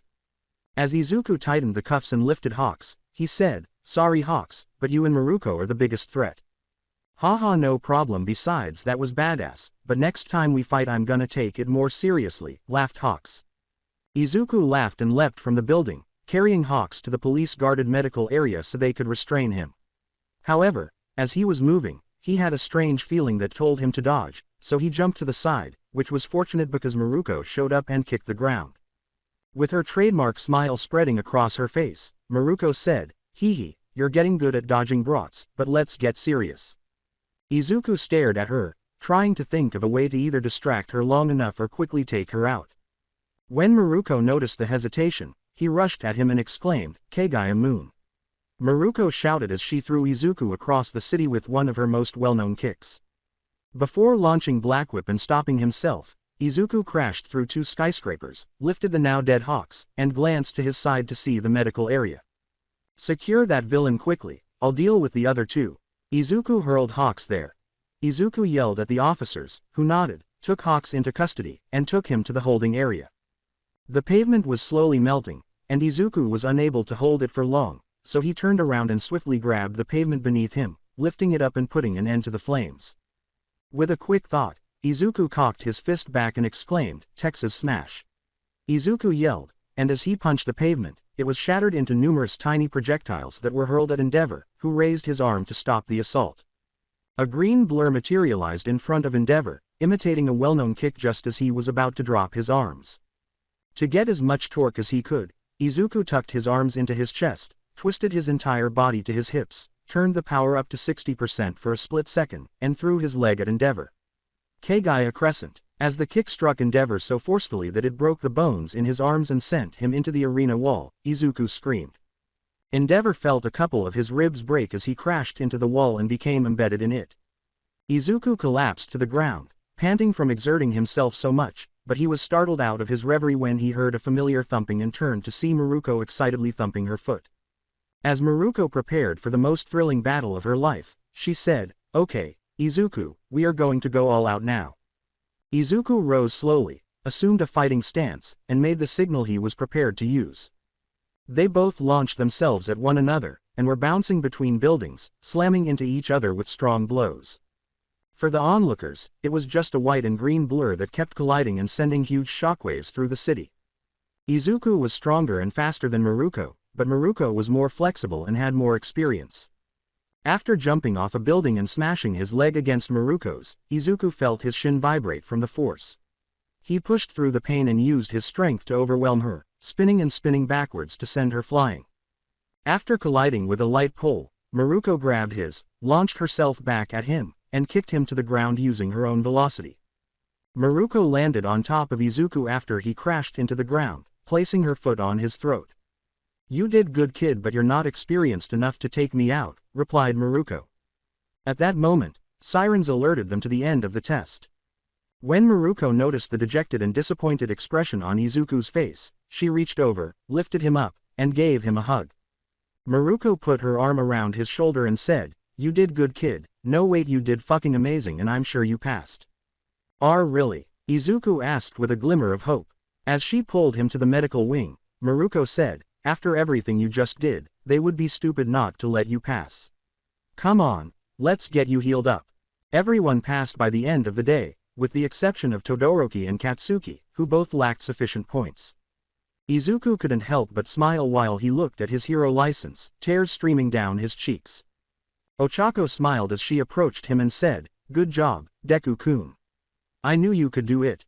Izuku grinned and said, "Hee hee, thank you, Uraraka-san. I knew you could do it too. What are you going to do now that you're a pro hero? Will you go it alone or with someone else?" Ochako asked. Before he felt a hug, Izuku said, "Well, I'm not sure. I'll probably ask All Might or Gran Torino to what they think would be best for me." "Well done, young Midoriya. I knew you could succeed." All Might grinned broadly. Izuku grinned and said, "Thank All Might. Young Midoriya, don't worry, I have an announcement tomorrow for the world and you will be explained what you will be doing," said All Might with a grin. "What will All Might's announcement be?" Curious, Izuku asked. All Might gave him a pat on the back and said, "That will be revealed tomorrow at the announcement, which reminds me you'll have to get your hero costume repaired ASAP." Before leaving, All Might said, "Now go with your class and celebrate your license. I asked Aizawa to let you guys get a little more freedom tonight, so enjoy it." He then followed Nezu. As the sun began to set, Ochako remarked, "Well, Deku-kun, I suppose this is our next big step to become heroes." "Yes, yeah, it is," Izuku remarked as he observed the sunset. A young girl with white hair and a bronze horn on her forehead, with large red eyes and bloody bandages covering her arms and legs, was sitting on the floor of her empty room, sobbing, and pleading for help in a dark laboratory. "Please, page, someone." Before her door was slammed open, the young girl uttered the words, "Save me." After examining her, a man in a bird mask approached her and said, "Time for more work, Eri," before dragging the girl away. "Please, someone, help me," the young girl thought. Class 1A celebrated passing the licensing exams in the common room. Aoyama made the decision to reward everyone who passed the test with French food. With stars in his eyes, Kirishima remarked, "Dude, that was so manly when you kicked Endeavor into a wall and embedded him." "I must agree with him, that was amazing and I wish I had a camera to record it," replied Todoroki. "Here you go," Nezu said, suddenly showing up with a CD and saying, "I recorded it in 4K for you." Then, in the blink of an eye, he simply vanished. Everyone wanted to know Todoroki's background and how he accomplishes these things. However, they stopped inquiring when they discovered Aizawa rocking back and forth in a classroom corner some time ago. Mina spooked out and asked, "How does he do that?" Jiro, who was watching TV, said, "Let's not think about it, it might make us go insane." "All right, everyone, my French food is finished," Aoyama said, beaming with unexpected sparkles. Walking up to him, Shoji exclaimed, "Wow, it smells delicious." "What is it?" According to Aoyama, "Why, it's frog legs." Quote. Quote. Quote. "Ribbit," Sue said as he walked away slowly. With wide eyes, Todoroki exclaimed, "Wow, and I thought Bakugo was an asshole." After turning and grinning, Aoyama proceeded to consume the frog legs. Skipping time, Izuku had just gotten off the phone with his mother when he noticed Ochako doing the same. He recalled her asking him if he wanted to hang out with her a few days prior. Izuku walked over to her and muttered, "I'm going to ask her." Izuku approached her and gave her a gentle, "Hey Uraraka-san," tap on the shoulder. When Ochako smiled, she said, "Hey Deku-kun, how are you?" Izuku, flushed, stammered, "Oh, I'm good, I was wondering if you'd like to." Inquisitively, Ochako asked, "If I'd like to. Would you like to go to the mall with me tomorrow?" Izuku asked, putting his arms around his head to conceal his shame. After a moment of processing what he had just said, Ochako began to blush and drift to the ceiling. When Izuku noticed this, he gently grabbed her with Black Whip and dragged her back to the ground. In an attempt to relax, Ochako said, I'd love to Deku-kun." Izuku asked anxiously, "Gee, great. Would why you like to go around lunch?" Ochako grinned and said, "Yeah, I'd love to." "Great, I'll pick you up around lunchtime then," Izuku said, stuttering a little. With the exception of 2 students who were in their rooms in a panic, everyone was chatting and having a good time the following day. Izuku uttered the words, "Oh my god, what do I asked Uraraka-sanonadate and didn't know what to wear," in a panic. Izuku pulled out his phone and dialed All Might. "Wait, I know Dad should have lots of experience dating people, I mean he's the #1 hero," he said. All Might said, "Hello young Izuku, what can I do for you?" Dad, I was wondering if you could give me some advice on dating," Since you're the #1 hero you should have lots of experience. Izuku said that before the sound of All Might throwing up blood cut him off. All Might said in embarrassment, I'm sorry, my boy, but I've never dated. Until recently. Before he remembered something, Izuku lowered his head and said, oh. I see. Wait, then why is it I came home one day and you and my mom were talking like good friends while you sat next to each other on the couch? All Might tried to shift the topic by saying, oh. Did you know the floor is made out of floor? Izuku said, obviously perplexed, wait, what? Before he released the blood, All Might said, just wear something nice looking that will impress the girl you're with. Don't worry young Izuku, I know you see a bleg. Dad, are you alright? Izuku asked anxiously. I'm fine. Just take my advice and have fun on your date. Also make sure you're back by 8 p.m. so you can watch the announcement I'm going to make, stated All Might. Izuku said, wait, but you didn't answer my off, just before he heard the phone ring. Izuku remarked, well, I'll have to ask Mom about that then, before turning to face his clothing pile. After deliberating for a few more minutes, he chose to wear a gray shirt and basic black jeans, along with a green hoodie in case it grew chilly.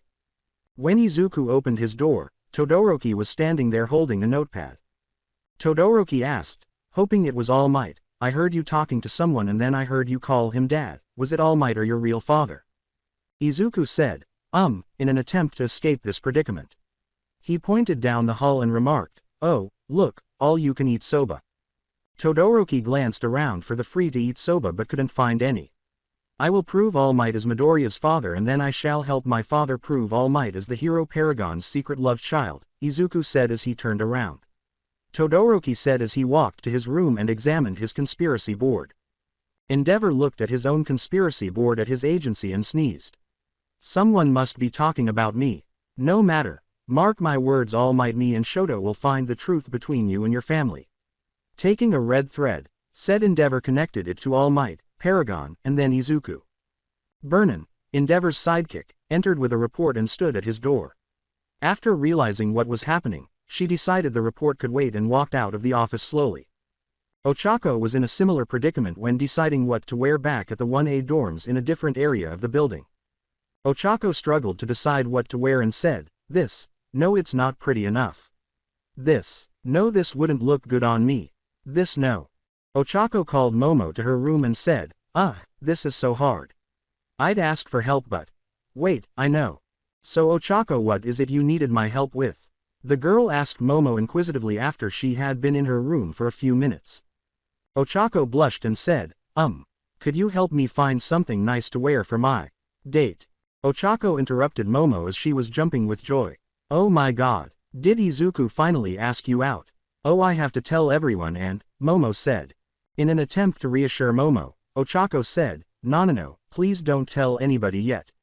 We aren't dating, it's just a date. Oh.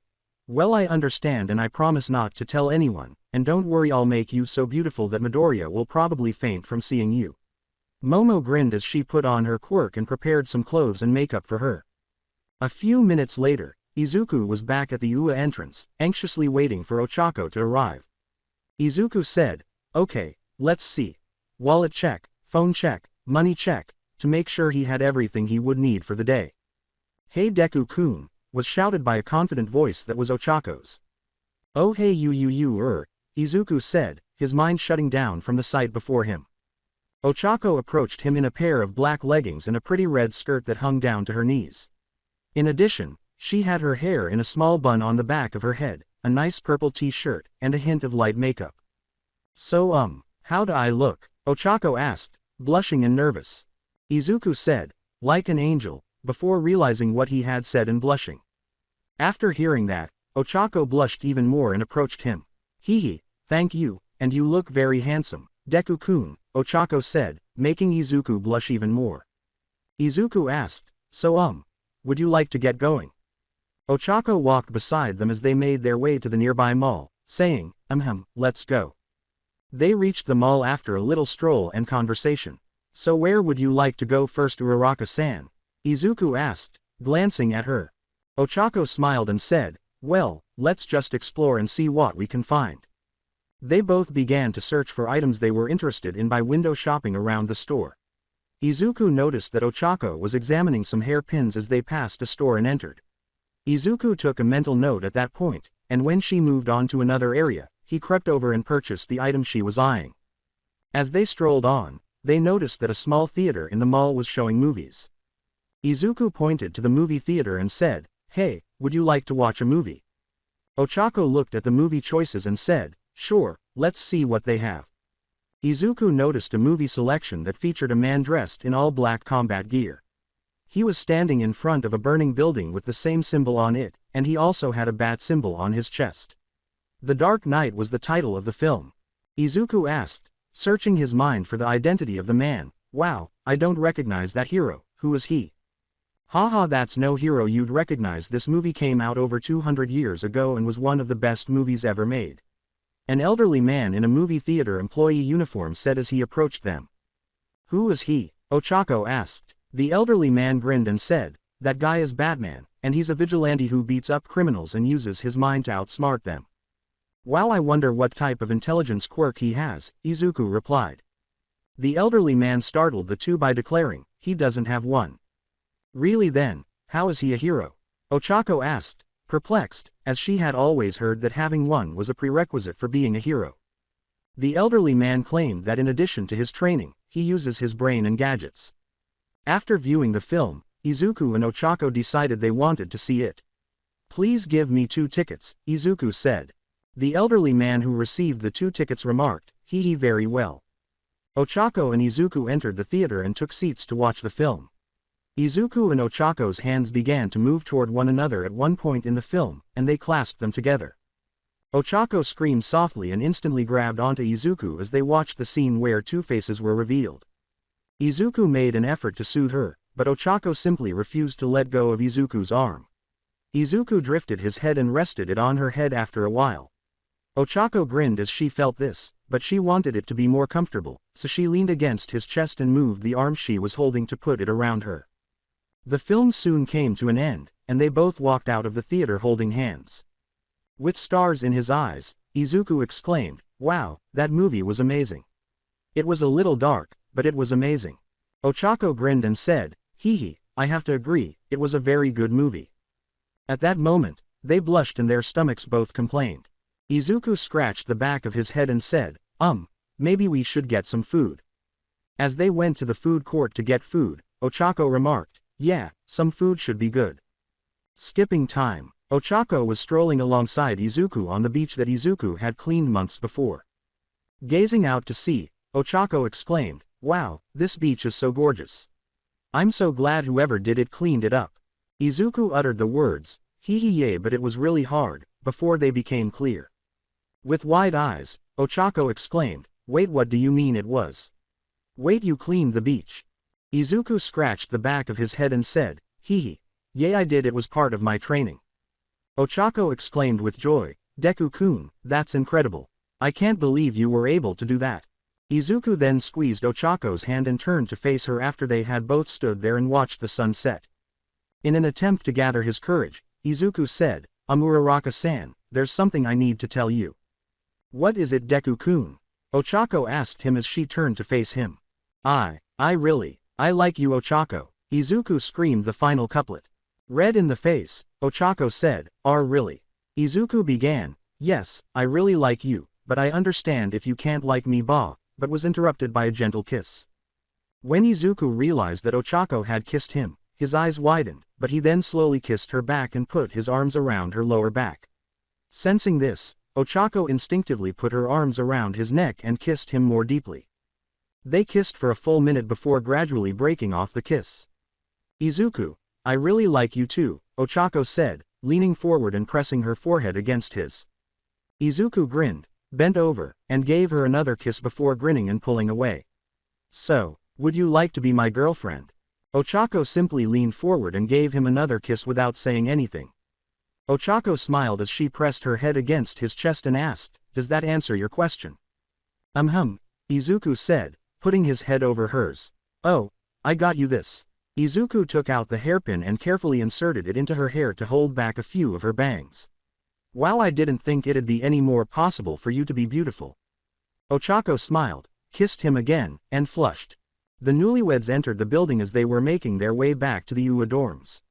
They made the decision to hide their relationship for a little while until things settled down. Hiroshima waved them over as they entered, saying, "Hey Midoriya bro, come over here. All Might is making an announcement." To find out what All Might would say, Izuku went over and sat on the couch with Ochako beside him, watching TV. Before clearing his throat, All Might smiled and gave a slight wave as he approached the stage. The audience fell silent as All Might said, "Hello everyone, I have a very important announcement to make. As you all remember, during the Camino Ward incident I almost lost to a villain who almost killed me. And he probably would have killed me if it wasn't for one of my students named Izuku Midoriya, whose hero name is known as Deku. As I was losing the battle, young Midoriya decided to risk his life and his future as a hero to save me and stop that villain. Because of him I'm still standing and the villain is behind bars, but sadly I had to go into retirement because of that, and so I came here to make this announcement to give you all hope," said All prior to closing his eyes and taking a deep inhalation.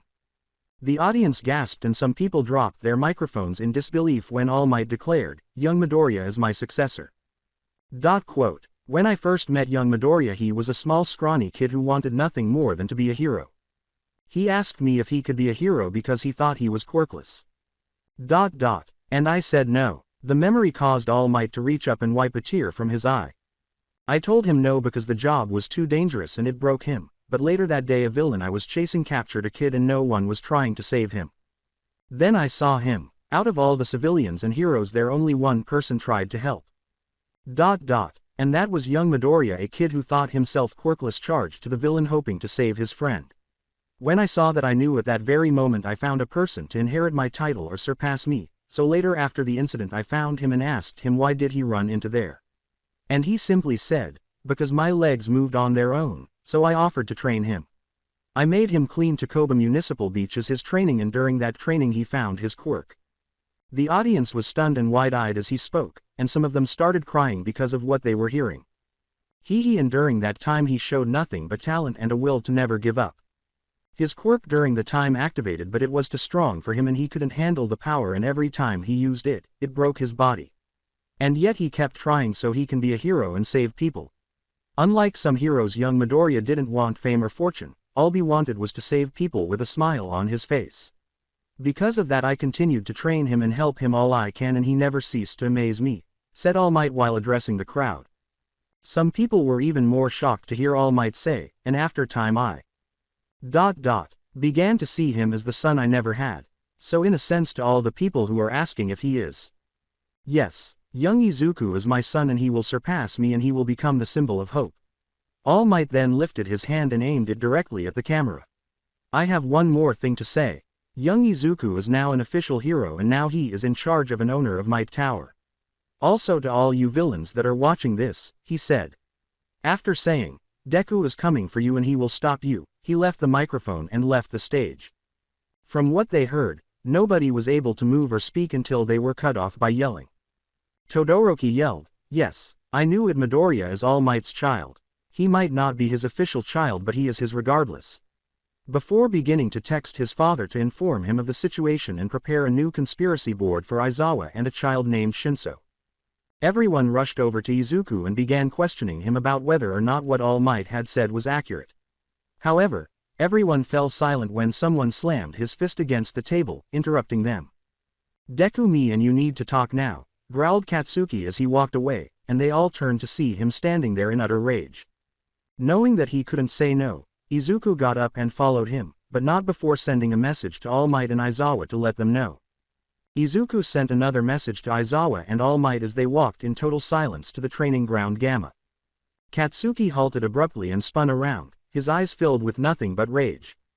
"Fight me, Deku." The tension between Izuku and Katsuki was so intense that it could be sliced with a knife as they stood and gazed at one another. "What? No, Kachan, I'm not going to fight you. I just got my license and I'd rather not lose it over your ego." Izuku's words caused Katsuki to grit his teeth in rage. Katsuki screamed angrily, "So what, do you think you fucking better than me?" Izuku started to say, "What, no, I don't think I'm better than you," but was interrupted when he had to dodge a blow. Katsuki threw bombs at Izuku and yelled, "I'm tired of your shit, you fucking Deku, now fight me." Izuku kept avoiding conflict because he didn't want to fight back and end up in trouble. Katsuki threw an explosive punch that struck Izuku and sent him flying down the street, saying, "I don't give a shit. All you've ever done is fucking look down on me and I'm tired of it, and now fucking All Might is openly supporting you. I'm supposed to number one, not you, and now I am going to remind you why you belong on the ground beneath me, Deku," Katsuki said, hurling detonations behind him in an attempt to hit Izuku. Izuku clenched his jaw in rage, assumed a fighting stance, and threw out his leg as soon as Katsuki was within striking distance. Katsuki nearly passed out when Izuku's foot crashed into his face with such force, but he got to his feet and gave Izuku a scowl. Katsuki stood up and said, "You damn Deku, you were supposed to be a fucking pebble." Desperately, Izuku said, "Kachan, stop. I don't want to fight you. I told you I don't give a shit, and now I'm going to remind you why you're so fucking weak and should have taken my advice." Izuku was stunned by what he said, so Katsuki launched himself back at him and tackled him to the ground. The phrase, "Why don't you take a swan dive off the roof and hope for a better quirk in the next life," stuck in Izuku's mindset. Izuku's only emotion was rage, which was finally released in this moment after years of repressed hatred and sadness over what had happened to him. Izuku was being beaten by Katsuki, who still had him pinned, and was ready to slug him with another powerful blow. Abruptly, we struck the face so forcefully that a tooth was knocked out and we flew more than 200 feet. Katsuki said, "You damn fuck," before being cut off by a knee that slammed into his face and broke his nose. Before using Black Whip to swing Katsuki into a building, Izuku threw Black Whip at him, pulled him back, and punched him in the chest. Before Izuku was directly above him and attempted to punch him, Katsuki slowly got to his feet and said, "What the fuck?" Katsuki was relieved that he could move quickly enough because the punch completely destroyed the floor. Izuku yelled, "Get over here, Kachan," and used Black Whip to punch him into another building and pull him back. After colliding with it, Katsuki swiftly used an explosion to avoid Izuku's fist, which caused the building to collapse. This wasn't Deku. Rather, it was just repressed anger, and Katsuki was beginning to get afraid. "Deku fucking cow," Katsuki started, but Izuku interrupted him by stepping in front of him and slamming his fist into his stomach so forcefully that he vomited blood. Izuku yelled, "How does it feel, Kachan?" before hitting him hard on the ground. "How does it feel to be a Deku?" When Katsuki heard this, his eyes widened and he was transported back in time. Rewind. "How does it feel to be a Deku, you worthless bastard?" pounded Izuku with a 9-year-old Katsuki. "Just remember, Deku, you will amount to nothing, and I'll be sure to remind you every time," Katsuki said, slamming his fist into his face before getting up and leaving. Tears were streaming down Izuku's face as he looked up at him and said, "Kachan, what did I do wrong?" "You were born," was the last thing Katsuki said before turning and walking away. When Izuku heard that, it almost broke him. "So, this is what I deserve for merely existing," he said, his eyes fading to a tiny flicker. End of flashback. Izuku was knocked back by Katsuki's explosion, but he was still standing there at the age of 6 when the smoke cleared. "Why, Kachan?" Katsuki stood in disbelief and began to breathe heavily upon witnessing that. Katsuki immediately regained his balance and raised his arms again to detonate another bomb after Izuku got up and punched him. This time, however, Izuku, who was 6 years old, was covered in cuts and bruises and was still crying, asking, "Why do I deserve this, Kachan?" Grabbing his head, Katsuki attempted to shake the tears and vision away. "You didn't answer my question, Kachan. How does it feel to be a Deku?" Izuku shouted as he stomped toward Katsuki. Every time Katsuki attempted to defend himself, all he saw was that 6-year-old Izuku. Izuku then started punching and kicking him. When Katsuki saw Izuku launching a large attack, he retaliated by detonating another bomb at him, but then he noticed something else. Izuku, who was still 6 years old, was splattered on the ground this time. He just said, "I took your advice. Kachan, I hope you can forgive me," as his lifeless eyes turned to him. Katsuki froze, hearing the phrase, all your fault," repeatedly. He began to tremble and back away in terror, but was startled out of his reverie when a fist struck his face and knocked him to the ground. Screaming and sobbing, Izuku pinned him to the ground and continued to punch him. Katsuki thought, "I deserve this. I'm no hero. What kind of hero would do this to someone? I'm sorry, Izuku," as he felt the ground beneath him shatter and his face being battered in. Before he could hear Katsuki speak, Izuku raised his bloody fist, ready to strike him. When Izuku saw Katsuki's one good eye barely opening and tears streaming down his face, he froze. I'm sorry. Looking at Izuku's frozen form above him, Katsuki said, I'm sorry Izuku. I'm sorry. I don't deserve your forgiveness. I deserve this. I won't fight back. Please, take your anger out on me. I deserve it. When Izuku heard this, he began to breathe heavily and screamed, "Ah!" before hurling his fist at Katsuki. Katsuki closed his eyes and waited for the punch to land, thinking, I deserve this for everything I've done. However, it never happened. He opened his eyes slowly and saw Izuku's fist hovering just above his face, still in tears.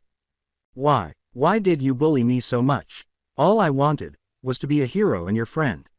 Izuku said, his fist trembling with anger and grief, tears still streaming down his cheeks.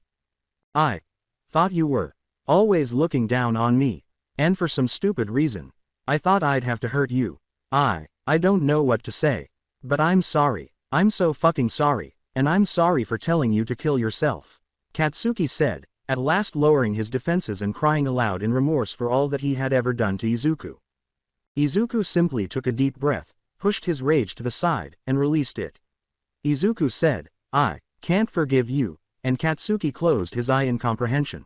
When Izuku said, yet, I can't forgive you yet, Katsuki's eyes widened and she gave Izuku a startled look. But why? After everything I did to you, I don't deserve your forgiveness. Regardless, I deserve you to beat me till not even Recovery Girl can heal me. Katsuki said, staring up at Izuku in shock. Because it wasn't entirely your fault either. I should have told your mom. I should have told my mom. I should have told the police, but I didn't. Because I wanted to see you become a hero, and for that I'm sorry as well, Kachan, Izuku said as he got to his feet and wiped the tears from his eyes.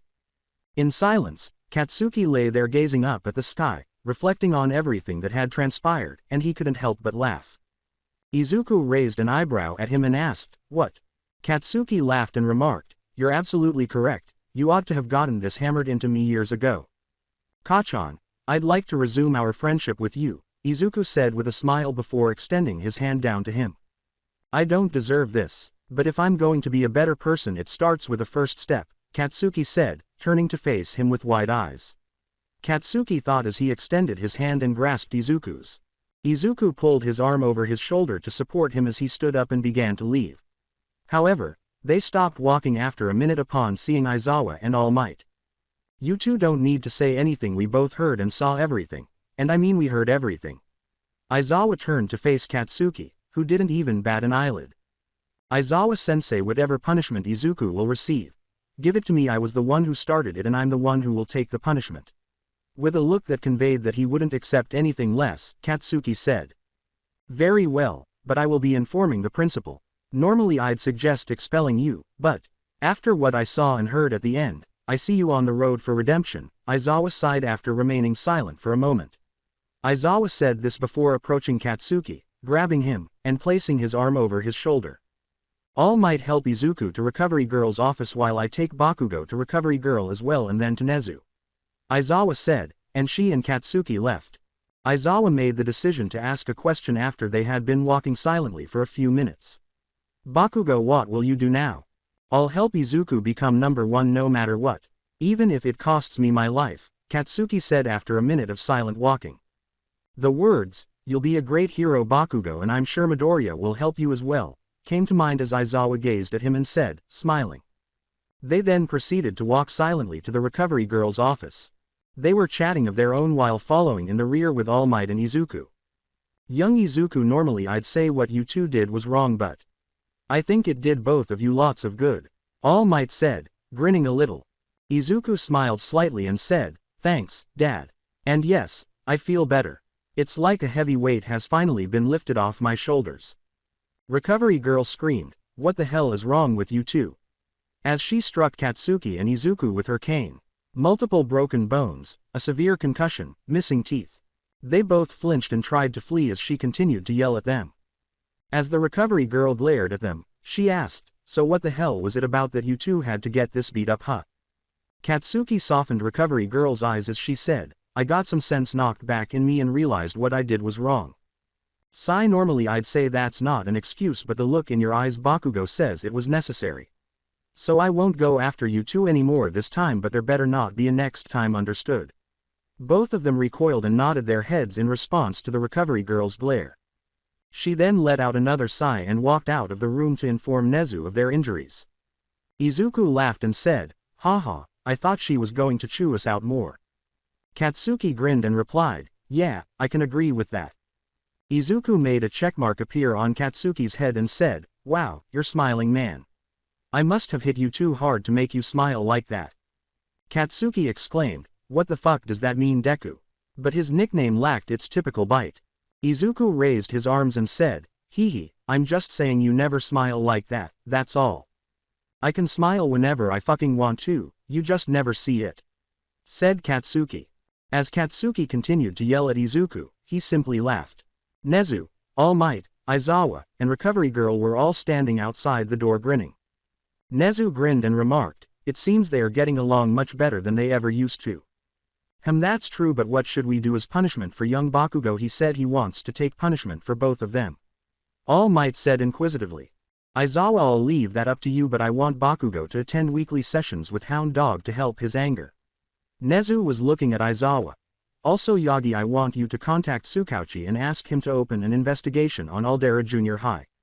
It seems they were part of the reason why Bakugo was the way he used to be." Aizawa said, "Very well, I'll tell him and his punishment tomorrow," and then he smiled slightly. He turned and walked away after saying, "Let's leave them so they can reconnect." All Might said, "Okay, I'll give him a call right away," taking out his phone before leaving. Izuku just laughed as the others quickly left, ignoring Katsuki's constant yelling at him. Izuku was in All Might's office completing the necessary documents to become the official owner of Might Tower. Leaning back, he let out a sigh and reflected on his life's experiences. It's been 3 days since me and Kachan fought, and he's become a slightly nicer person, but he's still Kachan. Izuku laughed as he thought. After reviewing Izuku's completed paperwork, All Might remarked, "Young Izuku, you're almost done, you only have 7 more pages to fill out." Izuku said, "All right, Dad," and resumed his work. "I'd also suggest you ask Principal Nezu for the day off tomorrow so you can go on your first official patrol," said All Might with a grin. "I'll be coming to Might Tower with you and will help oversee everything you do and correct any mistakes you make. Also Gran Torino will be patrolling with you to help you on the field till you get everything down." Izuku grinned and said, "All right, I'll ask him when I'm finished." Nezu emerged from the vent and said, "No need, it's already taken care of, and I wish you luck on your patrol," before shutting it and vanishing. Before All Might spoke, Izuku and All Might sat silently, unsure of how to react. "I wanna ask how he does these things, but then I remember he's Nezu and even my master told me not to question it." Izuku asked, bewildered, "Wait, your master went to UA when Nezu was still principal?" All Might shrugged and said, "Well, yes, he has been the principal since before she even went there." Confused, Izuku yelled, How old is he?" "It's best you don't ask young Izuku or it will probably leave you brain dead trying to figure it out," stated All Might. After a long day of paperwork, Izuku was eager to spend time with his girlfriend when he entered the 1A common room. Hiroshima pointed to the couches and said, "Hey Midoriya bro, check out who's here." Izuku turned to see that Kota was present along with the pussy cats. He walked over and waved because he couldn't help but smile when he saw that. Izuku said, "Hey guys, how's it going?" as he walked over and waved. Kota ran up to him and exclaimed, "Deku," with a shy little smile. As Izuku was ready to welcome him, he saw that Kota was dressed in a hoodie that resembled his hero suit. As Izuku watched him become agitated, he grinned and said, "Wow, Kota, where did you get such a cool hoodie?" Mandalay further embarrassed Kota by saying, "Hee hee, Kota saw it at a store and just begged me to have it. He also has some action figures of you." "Oh, he also said he had to get red shoes." "Aunt Shino," Kota exclaimed, blushing and attempting to hide it. Izuku patted his head and said, "Haha, it's okay, Kota. I was the same way with All Might." Kota simply averted his gaze while blushing and wearing a tiny smile. Ochako approached with a smile and said, "Hey Deku-kun, we have some leftovers over here if you want some." Izuku said, "Thanks Uraraka-san," as he went to the kitchen to get some food before sitting down to eat. Ochako went to sit beside him and, when no one else was around, kissed him quickly on the cheek, making him flush. "Oh Ochako," Izuku said softly, blushing as he glanced around, "someone might have seen that." Ochako grinned and said, "Hee hee, don't worry, I made sure no one saw." Izuku just let out a sigh and resumed eating. A short while later, Iida approached and struck up a conversation with him once more. As Iida chopped by hand, she asked, "So, Midoriya, are you excited for school tomorrow?" "Well," Izuku said, scratching the back of his head, "I'm not going to be going to school tomorrow." Iida's hand chops even more as she yelled, "What, but Midoriya's school is very important, how could you not go to school?" The idea that tomorrow would be his first official day as a hero made Izuku smile. "Well, I'm going to be going on my first patrol tomorrow as a hero." "Oh, I'm so sorry Midoriya, I wish you luck on your first patrol," Iida replied. "Thanks, Iida," Izuku said. Mina approached him and grinned, saying, "Wow, Midori, you're going on your first patrol, that's amazing." Izuku grinned and said, "Hee hee, thanks Ashido-san, that means a lot." With stars in his eyes, Kota ran up to Izuku and exclaimed, "Wait, you're going on your first patrol?" Izuku ruffled his head and reached over, saying, I'll be out there tomorrow." Looking up at him, Kota couldn't help but smile and say, "I'll be rooting for you, Deku." As the day went on, Kota and the Pussycats were forced to depart and return home. A tug on Izuku's shirt stopped him as everyone was making their way to their rooms. Ochako was standing behind Izuku when he turned around. "What's wrong, Ochako?" Izuku asked. "Please be careful," she said as she approached him and gave him a hug without saying anything. "I promise I'll be safe, Ochako," Izuku said, grinning and giving her a hug in return. Before leaving for her room, Ochako smiled and kissed him. Gran Torino and All Might were beside Izuku as he walked through Might Tower in his superhero costume. "So Izuku, you excited?" All Might asked with a smile. Izuku stretched his arms, letting them loose, and said, "Yeah, I'm excited to see what happens today." All Might opened the door and said, "Hee hee, good, well, here we are, my office, well, your office now." Izuku saw a good-sized room with a tall ceiling and a few paintings and posters depicting various subjects, the majority of which had American themes, when the door opened. All Might's desk, equipped with 2 monitors, was located at the rear of the room. Izuku grinned as he looked around and remarked, "Wow, it looks exactly like some of those rare photos." Looking around, All Might remarked, "Hee hee, yeah, we haven't cleaned out my stuff yet, but after today it'll be clear so you can customize it to your tastes." "Alright Brad, are you ready or do you wanna stay in here and gape like a fish all day?" replied Gran Torino. Izuku took one last glance around the room before saying, "Oh, I'm ready, sorry it's just so much to take in."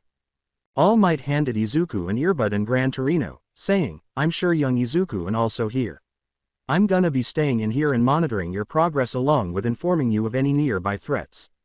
Izuku said as he made his way to the launch pad All Might always used. "Got it, ready Gran Torino." Gran Torino, who was following him, said, "Hee hee, yeah, but you owe me lunch." Hundreds of fans and news crews waited outside Might Tower for Deku to make an appearance. They were told that his official debut was scheduled for today. They all looked up when they heard the enormous doors near the building's upper floors open. They noticed Deku standing there with his arms on his hips and a huge smile on his face. After a few seconds, Izuku turned to face Gran Torino and said, "Let's go, grab Torino."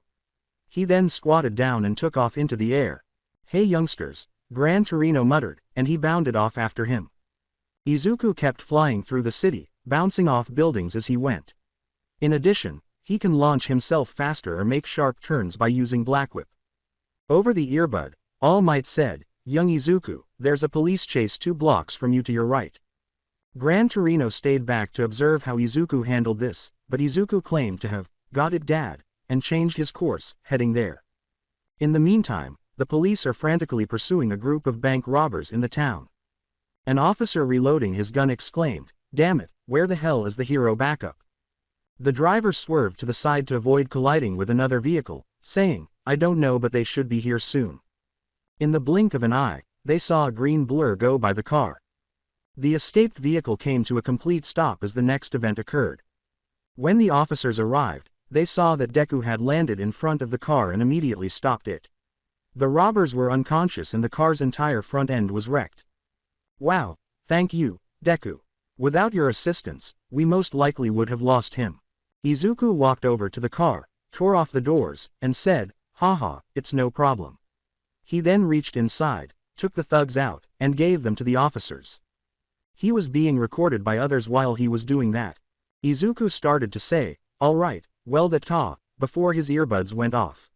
"Sorry officers, another emergency, I gotta go," he said, then he squatted down and took off for the emergency. People were beginning to panic as a building caught fire in another area of the city, and while the heroes and firefighters on the scene were trying their hardest, there was not much they could do at the moment.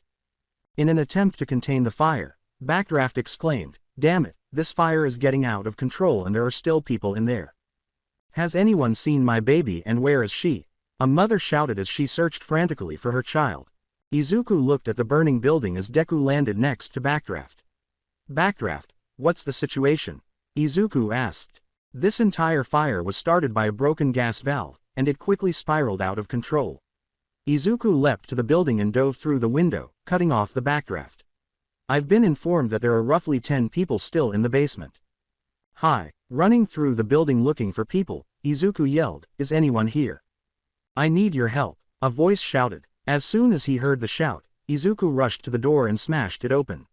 When he looked up, he saw a young adolescent with what he thought were his 2 younger siblings. Izuku tried to calm them down by saying, "Don't worry, you're safe because I'm here now. Okay, you 3 grab onto me, I'm gonna get us out of here." Izuku turned around and leapt straight back into the building after grabbing onto the balcony, jumping off it, landing on the ground, and letting them get off. Izuku went on like this for 5 slow, excruciating minutes while the police and heroes worked frantically to extinguish the fire. Izuku dropped off another person before jumping back in, and while he was running, he heard a baby-like cry, and he ran as fast as he could, breaking down the door and running into the room, where he saw a small baby who was no more than a few months old. He snatched it up and was about to bolt from the building when it fell on top of him. When the building began to collapse, everyone outside was holding their breath, waiting for Deku to return. "Get back now, everyone, it's gonna fall," an officer shouted, shoving everyone away. They all watched in horror as it fell apart, leaving behind nothing but a huge pile of debris. Izuku immediately regretted letting his class witness his first debut at UA, where they all watched in horror as the building collapsed and he failed to flee. "Izuku," Ochako cried as she watched it fall apart and her boyfriend pass away. As Ochako began sobbing into Mina's shoulder, Mina approached and gathered her in an embrace. On Izuku's first day, he died while attempting to save someone, and everyone was in complete shock. Shigaraki was laughing at the sight of the person who had put his father, master figure, away in a dilapidated building. "Ha ha ha ha, snatch that duck," Shigaraki said, giggling uncontrollably. Back at the house in Midoriya, Inko was crying uncontrollably. "Izuku," she said. When he saw Izuku no. At Might Tower, All Might jumped out of his chair in shock. All for One sat in a cell in Tartarus, in the deepest and most secure section of the building. His head jerked up in shock, and he ground his teeth in sadness and rage, but only at himself. Son, he thought, and he would be crying now if he had tear ducts. "Izuku, I apologize." Everyone was bowing their heads in front of the building in remembrance of the hero who had just sacrificed his life. However, they all watched as the section of the building began to move and shift, and then they heard a very faint voice. "Detroit smash." Izuku, who was covered in soot and had numerous cuts all over his body, was standing there when the section of the building that was still moving was blasted open. However, there was a tiny bundle of unharmed blankets in his chest, and he began to walk toward the crowd while carrying the infant. "Fu!" yelled the mother, running up to Izuku and taking the baby from his arms and gently holding it. "Oh my baby, I believed I had lost you." Izuku grinned at what he saw, glanced up at everyone, and then turned to leave. An officer rushed up to him and said, "Wait, Mr. Deku. You should go to the ambulance so they can check your wounds at least." Gran Torino landed next to Izuku just as he was about to say no, saying, "I'd do it, kid, the last thing you want is to be sick as a dog." Izuku just let out a sigh and followed the officer to the ambulance, where the paramedics got to work tending to his injuries. Izuku was sitting there when the mother approached him and said, "Thank you for saving my baby." The mother bowed to Izuku and said, "I don't know what I would have done if I lost her." Izuku tried to suppress a yell from the paramedic who was suturing his arm, saying, "Oh, "It's okay, ma'am. That's what any hero would do." The woman said, "Well anyway, thank you," and turned to leave. Izuku continued to run around during the day, but there was little crime aside from 2 robberies of purses in a hostage situation. He received great praise for his actions from All Might and Gran Torino, who also told him that he was well on his way to becoming a hero. Izuku had just opened the 1A common room and dropped off his costume a few minutes prior when he was tackled. "Oh my Izuku, I was so worried, are you okay?" Ochako said, giving him a hug. Izuku gave her a hug in return and said, "Ochako, I'm okay, I promise." Before they heard someone clear their throat, they were standing there, holding each other. "All right, you two are a couple now," Mina said, grinning broadly.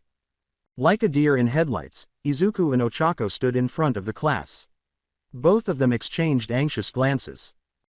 We can explain," Ochako said, her face flushed tremendously. With a huge, cheeky smile, Mina said, "Oh, please, go on, I want to hear." "Well, Izuku said, blushing as he tried to come up with an explanation. Ochako covered her face with her hands and began floating to the ceiling, saying, "W or D da dating." At this, Mina and Toru squealed and reached over to grab Ochako, dragging her away with the other girls. Shiro laughed at the irony and remarked, "Wow, who knew our innocent cinnamon roll would be the first to get a girlfriend?" Sato grinned broadly and gave Izuku a pat on the back, saying, "Yeah, good job, Midoriya." Before being interrupted by a wave of murderous intent, Mineta said, "Hey Midoriya, since you're dating her, could you give me a pair of her pants?" As he fled and hid behind the couch, Katsuki yelled, "Oh shit, every man for himself." As soon as the rest of the class followed, Denki produced a cross and held it in front of them. Izuku glared at Mineta in a way that would have delighted his biological father. He approached, grabbed him by the head, and began to squeeze. With a sickly sweet voice and a menacing smile, Izuku said, "I'm sorry, Mineta. Could you continue what you were about to say?" Mineta said, I wasn't gonna say anything." Izuku began to squeeze harder, saying, No lying Mineta unless you wanna know what it's like to be a crushed grape." Mineta was certain that he could see the Shinigami behind Izuku, and he had already soaked himself. I was gonna ask for a pair of her used panties." He felt his head being squeezed even more forcefully after saying that, and the killing intent quadrupled in strength. Izuku smiled with his eyes closed and said, "Kachan, would you help me throw this shit stain?" When Izuku cursed, the class went white, but they turned even paler when Katsuki showed up beside Izuku, standing at attention like a soldier. Mineta screamed and kicked as Izuku pulled him out, with Katsuki trailing behind. When they got outside, Izuku picked him up and positioned him to throw him like a football player. Behind him, Katsuki was holding Mineta's feet in preparation for a huge explosion. Aizawa walked over to them and raised an eyebrow, asking, "Midoriya, Bakugo, what are you two doing?" Me and Deku were about to throw out the trash because he decided to ask Izuku for his girlfriend's used panties. Glaring at Mineta, Katsuki said. Desperately, Mineta screamed, "Aizawa-sensei, please help me." Aizawa took out a camera and pressed the record button without saying anything. "I'm currently off duty and I don't see anything here. Oh, also Mineta, you're expelled. Midoriya, Bakugo, both of you will get extra credit if you launch him over 1,000 meters, Aizawa grinned. "Ready, Kachan," was Izuku's smile, and Katsuki's as well. As they prepared to toss him, Katsuki said, "Hell yeah, Deku." Izuku and Katsuki yelled, "Detroit explosion," and threw Mineta into the air. Mineta went too far, transforming into a star before vanishing from view. Aizawa's phone rang a minute later, and he grinned as he said, 4,759 meters, both of you just got yourselves extra credit." Izuku and Katsuki exchanged glances and gave each other a high five. "Oh, Aizawa-sensei, who will replace Mineta now that he's gone?" asked Izuku. "A general studies student that I've been training, Hitoshi Shinso. He will be joining the class in a couple days. Oh, and before I forget, get rid of Mineta's stuff and I don't care how, I just want it gone," Aizawa said before turning to leave. After grinning, Izuku and Katsuki went back inside to share the good news with the class. Everyone in Class 1A, with the exception of Izuku, who was being yelled at by Gran Torino at the moment. Gran Torino yelled, "I told you not to catch the building, you brat." Before slapping Izuku with his cane. He said, "It was collapsing, I sue, before being struck by the cane once more. I told you you're not strong enough to catch a 20-story building, now listen to your elders. Gran Torino yelled. The remainder of the class sat in the classroom while Aizawa discussed hero study. Aizawa said, "Now, I have 3 special guests for you to meet." 3 students entered as the door opened. These 3 are the 3 of Ua and they will explain work studies for you all. The boy with the blonde hair and plain face said, "Hello, my name is Mirio Tagata."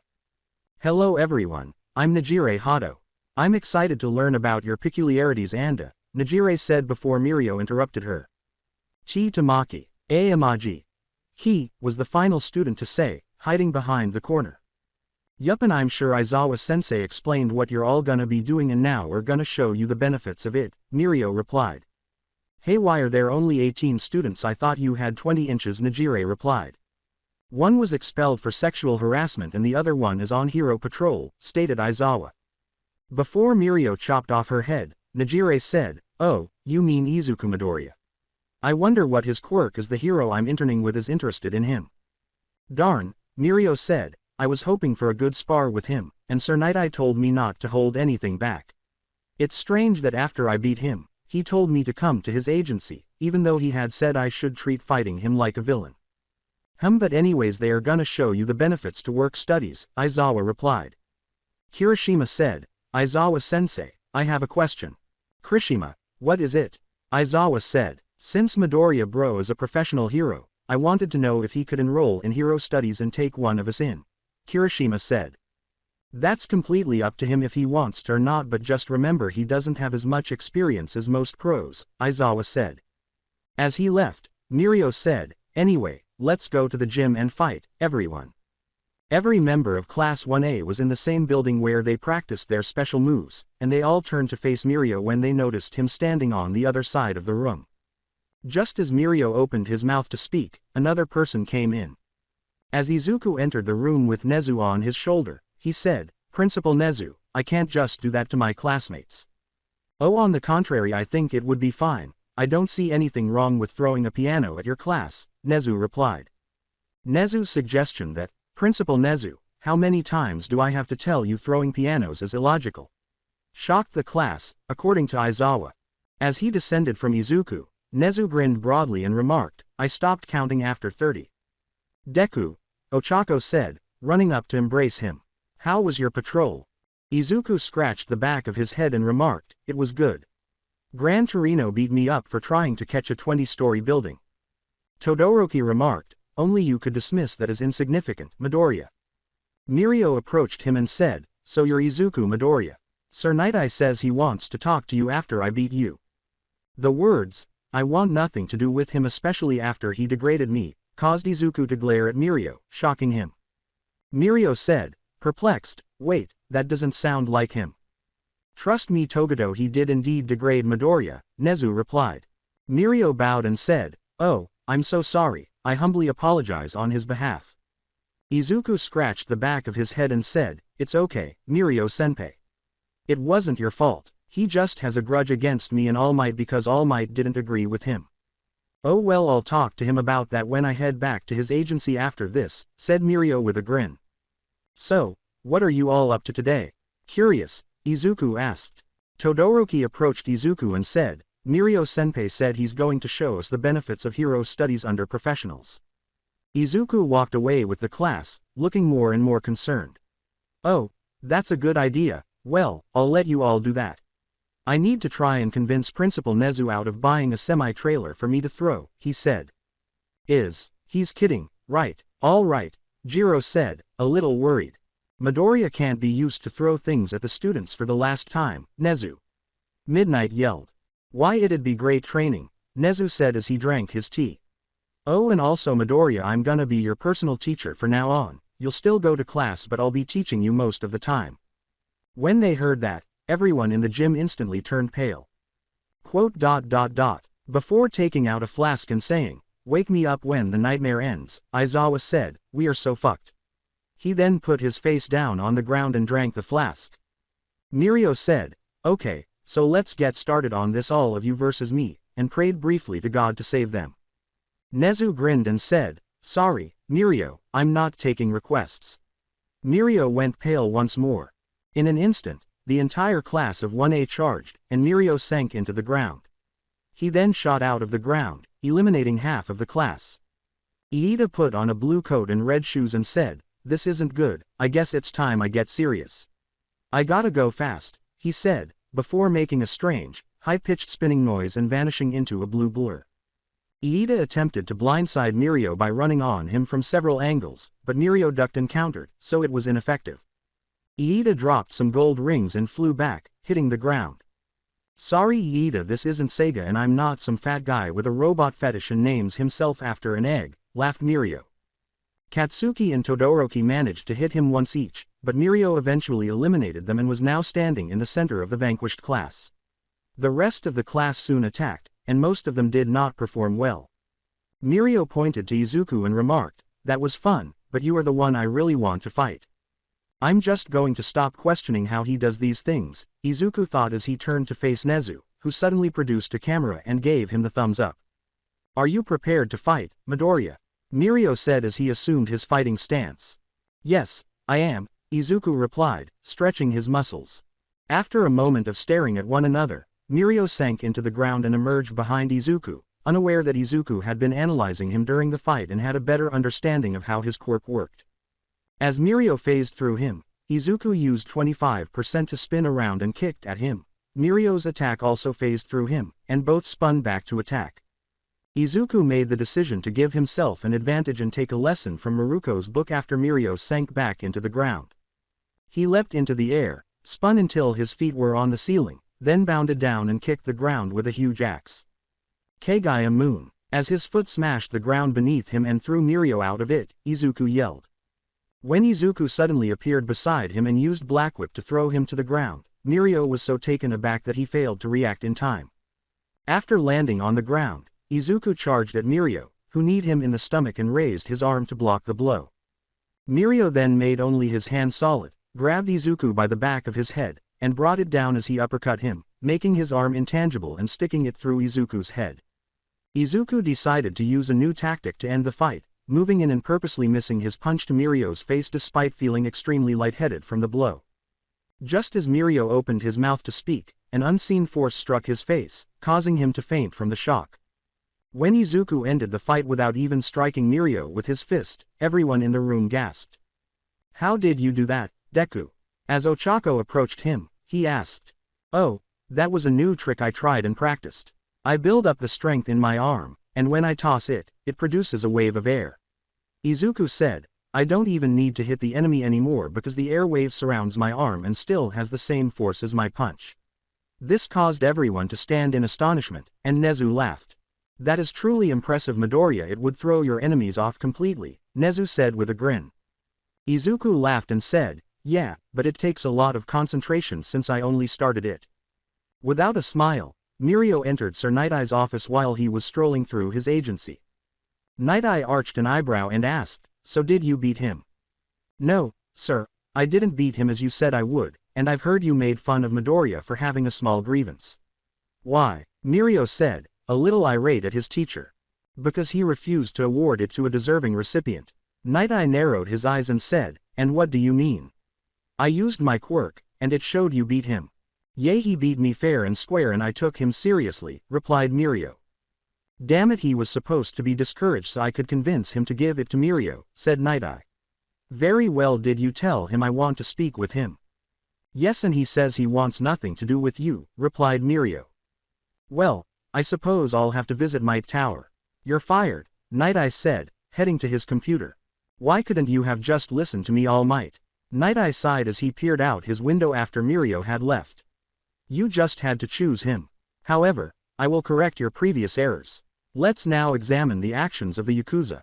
The following day, Izuku was sitting in his office dealing with a great evil that no man or woman should ever have to deal with, and that was so vile an evil that even gods try to avoid it. Paperwork. How did Dad deal with this much paperwork? Izuku slammed his head against his table and said, Fortunately, the majority of the paperwork Izuku saw when he looked up consisted of filling out forms related to his hero work. A knock on the door caught his attention as he returned to it and began filling out his report about seeing the 20-story building the other day. "Come in," Izuku said. His secretary said, "Pardon me, Mr. Midoriya, but you have a guest who would like to see you." "Who is it, Izuku asked. After observing Izuku's momentary frown, his secretary remarked, "He said his name is Sir Night-Eye." "Oh no." Izuku put his paperwork aside and said, "All right, send him in. We might as well see what he wants." Sir Night-Eye entered the room a few minutes later, looked around, and said, I see you made yourself at home here." Night-Eye approached him and sat down across from him. Not wanting to deal with Night-Eye, Izuku asked, "What do you want?" Night-Eye said, "I've come here to talk and ask what we'll do as a hero." "I'll save people with a smile and inspire hope in them," Izuku said. While he interlocked his fingers, Night-Eye remarked, "And what we'll do in situations where you can't save someone." Izuku frowned slightly and said, "I'll find a way to save them." "What do you really want, Night-Eye?" "I'm attempting to understand why All Might would pick a boy like you, whose father abandoned him after demonstrating his lack of eccentricity." With his fingers intertwined, Night-Eye said, "And I'm guessing because you were quirkless you were mistreated and bullied. In the meantime, I trained a proper successor that would be able to take his mantle as continue his symbol," Night-Eye said, giving Izuku a stern look. "But instead we have you a boy who only survived on sheer dumb luck. All I'm trying to do is save people, and I'm not sure why you hate me so much. I've had enough bullying to last me a lifetime and, to be honest, I'm sick of your shit, Night-Eye, so how about you get it through your thick skull and accept it?" Izuku said before getting to his feet and giving Night-Eye a glare. "All Might chose me to be his successor because he saw something in me and not just what you thought was right. You have your underwear in a tangle, and I'm not going to disappoint All Might for picking me over Mirio. Then prove it to me and come join me on a patrol in a couple of days and I'll show you how a true hero acts," Night-Eye said, putting down his card after glaring at Izuku for a while. "As well as demonstrate to you why you ought to give Mirio one for all." He then departed the building. Dealing with Night-Eye caused Izuku to sag back in his chair and pinch the bridge of his nose. As Maruko would say, he really needs that log pulled out of his ass, Izuku muttered, laughing. Izuku encountered someone he hadn't seen since the sports festival as soon as he entered the 1A dorms. "Hey Shinso, how are you?" Izuku asked as he approached Shinso, who was speaking to Tokiyami. "How are things going, Midoriya?" Shinso asked, grinning slightly. "It's going good Shinso, and I see you've been training," Izuku replied. "Yes, your instructor. Well, my teacher is a real slave driver now too," Shinso remarked, chuckling lightly. Izuku rubbed the back of his head and said, "Yeah, I agree, he really is a slave driver." Ida's hand chopped so quickly that it appeared to be a blur. "Ah Midoriya, you're here good. I hope even though you've been doing hero work, you're still up to date on your studies." Yeah Iida, I'm keeping up but I still need to finish today's assignment," Izuku replied. Iida hand chopped Izuku and shoved him upstairs, saying, "Well, in that case, I insist you go and do it right now, as UA students we should always be on top of our studies." Izuku said, Iida, I still need to eat." Iida left to go to the kitchen, saying, "Don't worry, I'll bring you nutritious food that will help you study." With a sigh, Izuku headed upstairs to his study room. "Man, I still don't understand why they are having us study such complicated things," he said at the end of an hour after setting down his final assignment. Izuku muttered, "Even though we will be heroes, I don't see why we need to know X and Y and how to find them when I'm saving people," in response to a knock on his door. As soon as Ochako entered and shut the door, Izuku declared, "It's open." "Why weren't you downstairs, Izuku-kun?" Ochako asked, a little offended. "I sigh," Izuku remarked. "Iida forced me to come up here and finish my assignments," to which Ochako sighed. Ochako scratched her head and said, "We really need to find a way for him not to be so high-strung." "I agree," Izuku said as he walked to his bed, lay down on it, and gazed out the window. Ochako approached him, took a seat, and rested her head on Izuku's stomach, asking, "How was your day?" Curious, Ochako asked. "Paperwork," Izuku added, "and dealing with Night-Eye." What was it he desired? Ochako asked, staring up at him in confusion. Izuku said, "He wants me to go on patrol with him to see how our real hero works, while completing air quotas." "But wasn't he the one that degraded you because he said you weren't worthy of the title?" said Ochako with a scowl.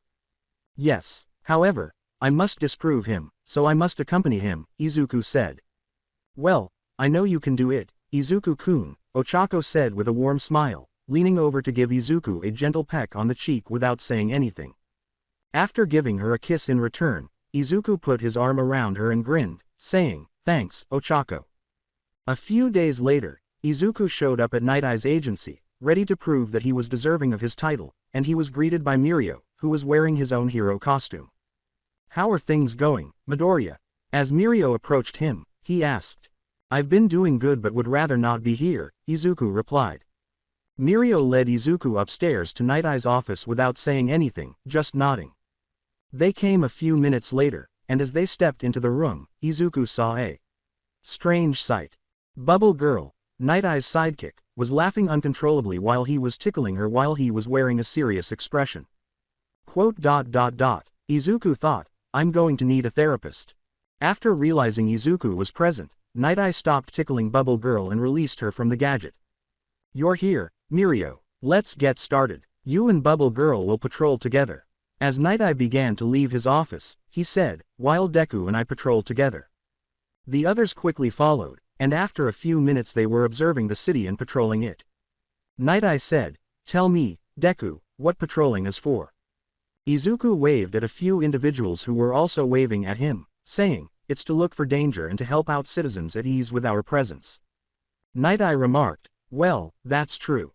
An hour later, Izuku heard bare feet running on concrete as they were both strolling past an alley. Izuku knelt down and grabbed the girl as she was about to crash into him after he turned and saw her running towards him with her head down. Izuku looked at the girl, who had a small bronze horn on her forehead, big, beautiful red eyes, and long, dirty white hair. Whoa, it's okay, tell me what's wrong," he said, observing her dirty shirt and bandaged arms. When Eri first came into contact with the person, she froze and was about to try to get away when she felt one of his arms encircle her and another pat her head. Eri was unsure of the reason, but for the first time in her life, she felt warm and safe, as if being around him would protect her from harm. She slowly raised her head to gaze at him, taking in his disheveled green hair and green hero costume. Eri felt something different as she gazed at him. She felt hope and a desire to hold on to him forever. A man in a coat with a fur collar and a bird mask approached them and said, "Ah, I'm sorry about my daughter." A man in a coat with a fur collar and a bird mask approached them and said, "Ah, I'm sorry about my daughter." Izuku noticed right away how Eri appeared to try to hold him tighter while hiding herself on his suit, and he didn't like the feeling he gave off. It was cold and evil. After noticing Sir Night Eye, the man who has been looking into them for a long time, Overhaul turned to face him and muttered a curse to himself about who was holding Eri. "Oh no, it's Deku. I must be careful with him unless I want to end up like, All for One," thought Overhaul. "I apologize once more for my daughter. She dislikes it when I get upset with her for something she did wrong. Come on, Eri, let's head home so as not to disturb the heroes." Night Eye said, "It's no trouble, I'm sure being a parent is quite hard," in a hasty attempt to defuse the situation before their cover was revealed. Izuku kept a close eye on him, but she heard Eri whisper something in a low voice, "He's not my dad." Izuku instantly became extremely alert and began searching for ways out. "Deku, give him his daughter back. We don't have any right messing with family affairs," replied Night Eye. Izuku attempted to object, but Night Eye gave him a stern look that said, "Do as I say." Izuku clenched his teeth in rage and muttered to Eri, "Don't worry, I'll save you." Izuku was about to jump back with Eri after he nodded, but Night Eye put a harsh hand on his shoulder. The pressure on Izuku's shoulder increased as Night Eye said, "I'm sorry about him, he's still new and is learning everything." "It's okay, you can't be too cautious with everything going on," Overhaul said, reaching for his glove. As Overhaul grinned, Eri saw this and sprinted toward him, head down. Before he nearly broke Eri's hand and pulled her away, Overhaul said, "Anyway, sorry for troubling you heroes." For a moment, Izuku and Night Eye stood there until they were certain he was gone. Night Eye started to say, "That was very stupid of you, boy, you almost blew our cover in," but Izuku interrupted him with a punch. After flying across the street and out of the alley, Sir Night Eye collided violently with a car. "It doesn't matter if it broke our cover, a little girl was there and needed our assistance, but we can save her because of you," Izuku screamed angrily. Pedestrians stopped around Izuku and began documenting the events. "Even so, our COV," Izuku kicked Sir Night Eye in the chest, sending him flying through the car, cutting him off once more. "It is our duty as heroes to save them, and because of you, a little girl is now in even greater danger. Izuku yelled, I'm going to save that girl, damn your cover being blown, whether you like it or not. After this Night Eye and the blood of that girl, you don't deserve to be hailed as a hero. Izuku said that, and then he leapt away, going to Might Tower to find out more about that man. Even if we are heroes, we don't have enough evidence, Night Eye thought as he got up, picked himself up, and left. Izuku and Night Eye were unaware at the time that the individuals who recorded the entire exchange had uploaded it to the internet. Izuku had so much bottled up anger that he first went to the gym to release it before going to Might Tower to learn everything he could about the Yakuza and overhaul after putting Night Eye through a car. Izuku ignored his bloody knuckles and the areas where he could see his bones and continued punching the punching bag throughout the day. He kept seeing pictures of that young girl who needed help but was beyond his ability to save as he continued to punch. Gosh, you're still very frail. Crunch, why can't Crunch you help everyone? Izuku screamed as he punched the bag so forcefully that it pierced his training room wall.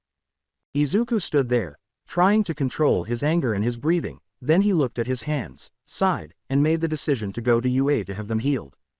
He told his secretary that he was returning to UA after removing his superhero costume and leaving it in his room at Might Tower. Izuku began bouncing through the city on his way to UA, and since he was moving so quickly, he arrived at UA quickly and proceeded to the recovery girl's office to have his hands healed. As Izuku entered her office, she exclaimed, Hey recovery girl, I need you to heal me. I sigh, recovery girl said, and here I thought you were done hurting yourself, before turning around with worried eyes. Sonny, what did you do to your hands? I apologize. As he watched recovery girl use her quirk, Izuku remarked, I just had to let out a lot of anger before I could concentrate. Sonny, what happened? And it's acceptable if you choose not to discuss it, recovery girl said. Izuku simply nodded and told her everything that had happened, which made her feel both disappointed and angry at Night Eye. He has only ever seen things rationally since he and All Might stopped cooperating and he suffered severe injuries. Reminiscent of the time when he wasn't like that, the recovery girl said, I'm sorry you had to deal with him, Sonny. I don't know why he's like that but he just won't accept anything unless it proves logical to his standards. Recover girl, don't worry. Before leaving, Izuku said, thank you for healing me. I'm going to go get some sleep and then do more research. Class 1A as a whole was watching the film Deadpool, which Kirishima had suggested. I must admit the movie is good minus all the swearing and graphic content, stated Momo. Ida's hand chopped so quickly that the other students began to worry. I agree that this movie is most inappropriate for aspiring heroes Kirishima, we should only watch appropriate movies, she said. In any case, how is the hero course going for you, Shinso? Tokiyami asked. Well, that's good. Aizawa-sensei mentioned that I could work as an intern for a hero, but he also stated that I couldn't do so just yet. Shinso scratched his chin and said, but he said I'd be able to eventually, but with everything going on he wouldn't have time. Oh, who will you intern with if that's the case? Shoji said as he passed by and took a seat, eating some cookies. Well, with a ghostly smile, Shinso said, I'm not sure, but I have someone in mind that I could learn under. Izuku entered at that moment, wearing bandages on his hand and a sullen expression, and without a word, he went to the refrigerator and took out some leftover katsudon. After warming it up and moving to the table, he began eating quietly until someone's arms encircled him. Hey, Izuku, how are you? Ochako put her head on his shoulder and hugged him from behind.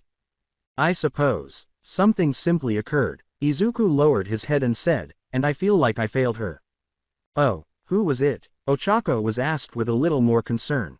I met a little girl. Izuku shattered his chopsticks in rage as he said, she was clearly being abused.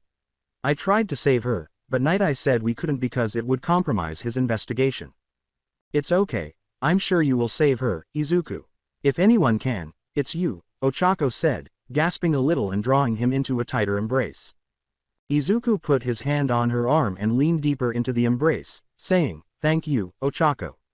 I'll do everything in my power to ensure that I do. Izuku claimed to be exhausted after eating and went to bed to prepare for tomorrow's ground training and eventual battle with the Yakuza.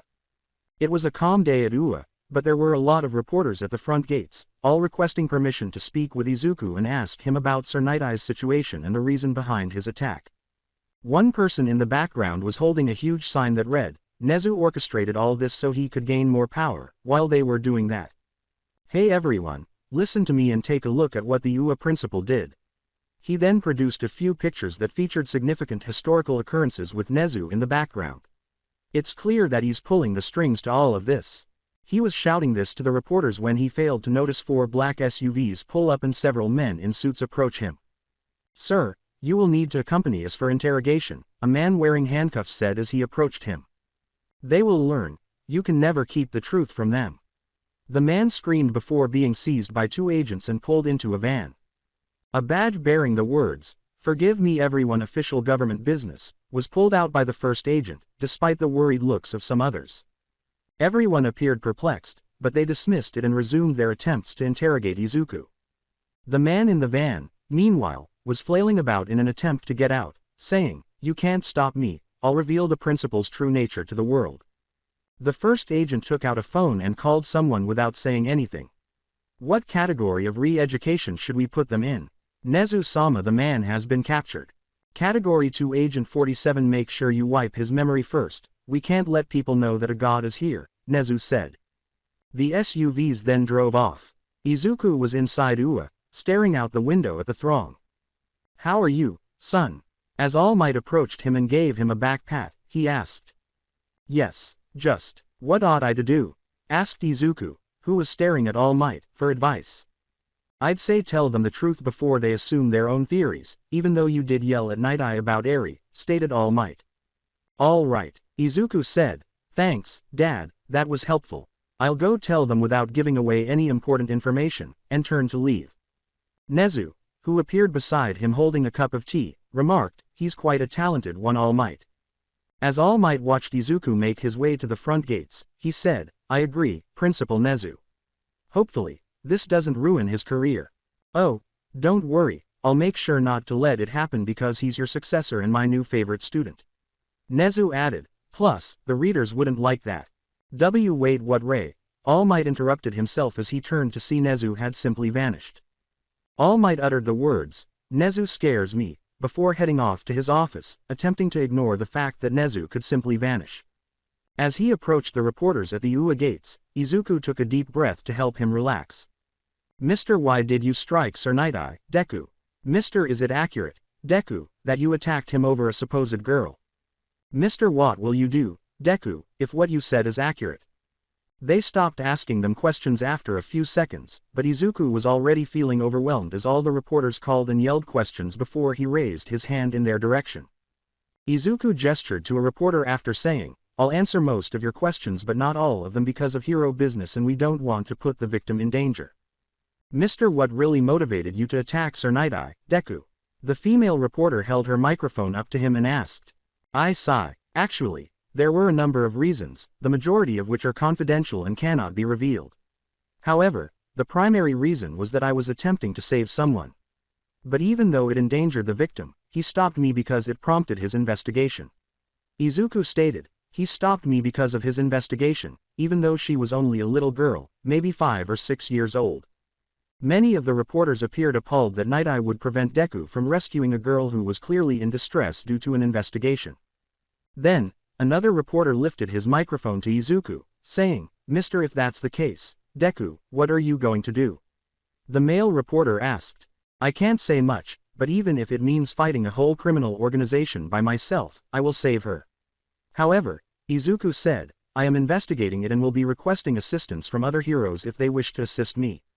The reporter nodded. After a while, Izuku said he was done answering questions and departed, asking the reporters to go. He answered the majority of the questions the reporters asked, but he was unable to answer some for clear reasons. After watching Izuku's interview with those reporters, many people in Japan were incensed at Night Eye and questioned how he could claim to be a hero if he hadn't rescued someone who was clearly in danger.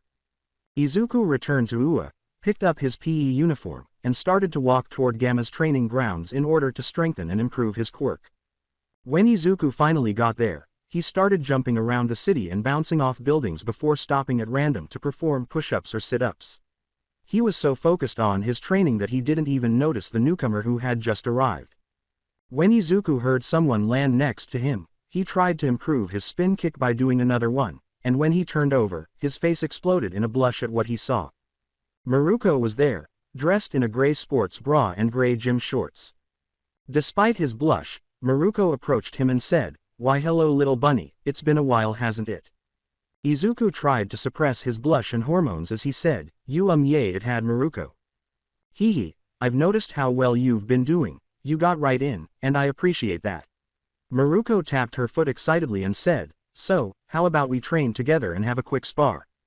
Izuku thought about it for a moment before nodding. "Yeah, I don't see anything wrong with it. Even though I've since gotten stronger and faster, I hope you can keep up." Maruko's ear twitched as her foot pounded more rapidly when Izuku said that. Before they reached the building's edge, Maruko grinned broadly and said, "Oh, you're on you little pellet stain. The rules remain the same. The first person to reach the gate wins, and the loser is forced to buy lunch," Izuku said as he prepared to leap. Maruko, who was getting ready as well, said, but this time I'm not going easy on you." Before they both took off into the city and began bouncing off buildings, they were silent. To others, they appeared as a white and green haze sprinting through the city and heading for the exit.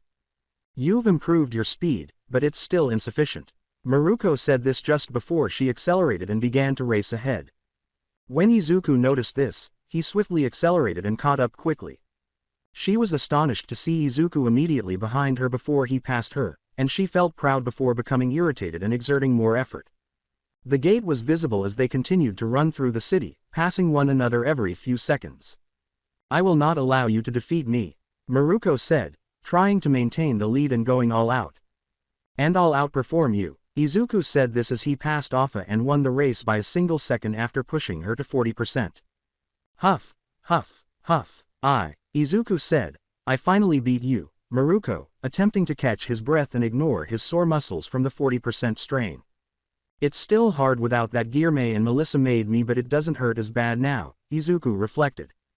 "Hee hee, I assume you did." Before she collapsed on the ground to catch her breath, Maruko said, "Well, a deal is a deal, but before that, let's take a quick break then spar." Soon after, Izuku joined her, and the two of them lay there for 10 minutes before getting up. Maruko turned her neck to the side and cracked it, saying, "Well, let's see how you do in a spar." "You're right, let's go," is what Izuku saw and mentally noted to ask how to do that later.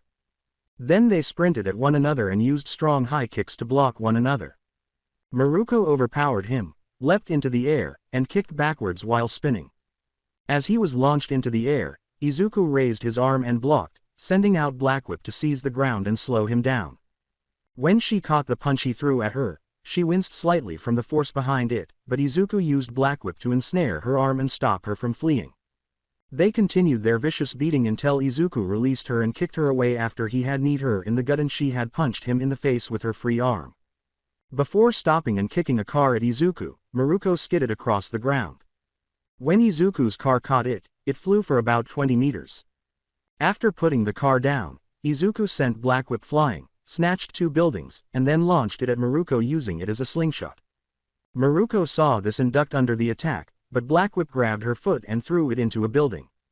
As she rolled through the building, she got to her feet and smiled, saying, "I've never been this excited before, you're getting really good." "I've been training very hard," Izuku grinned back as he landed in the building.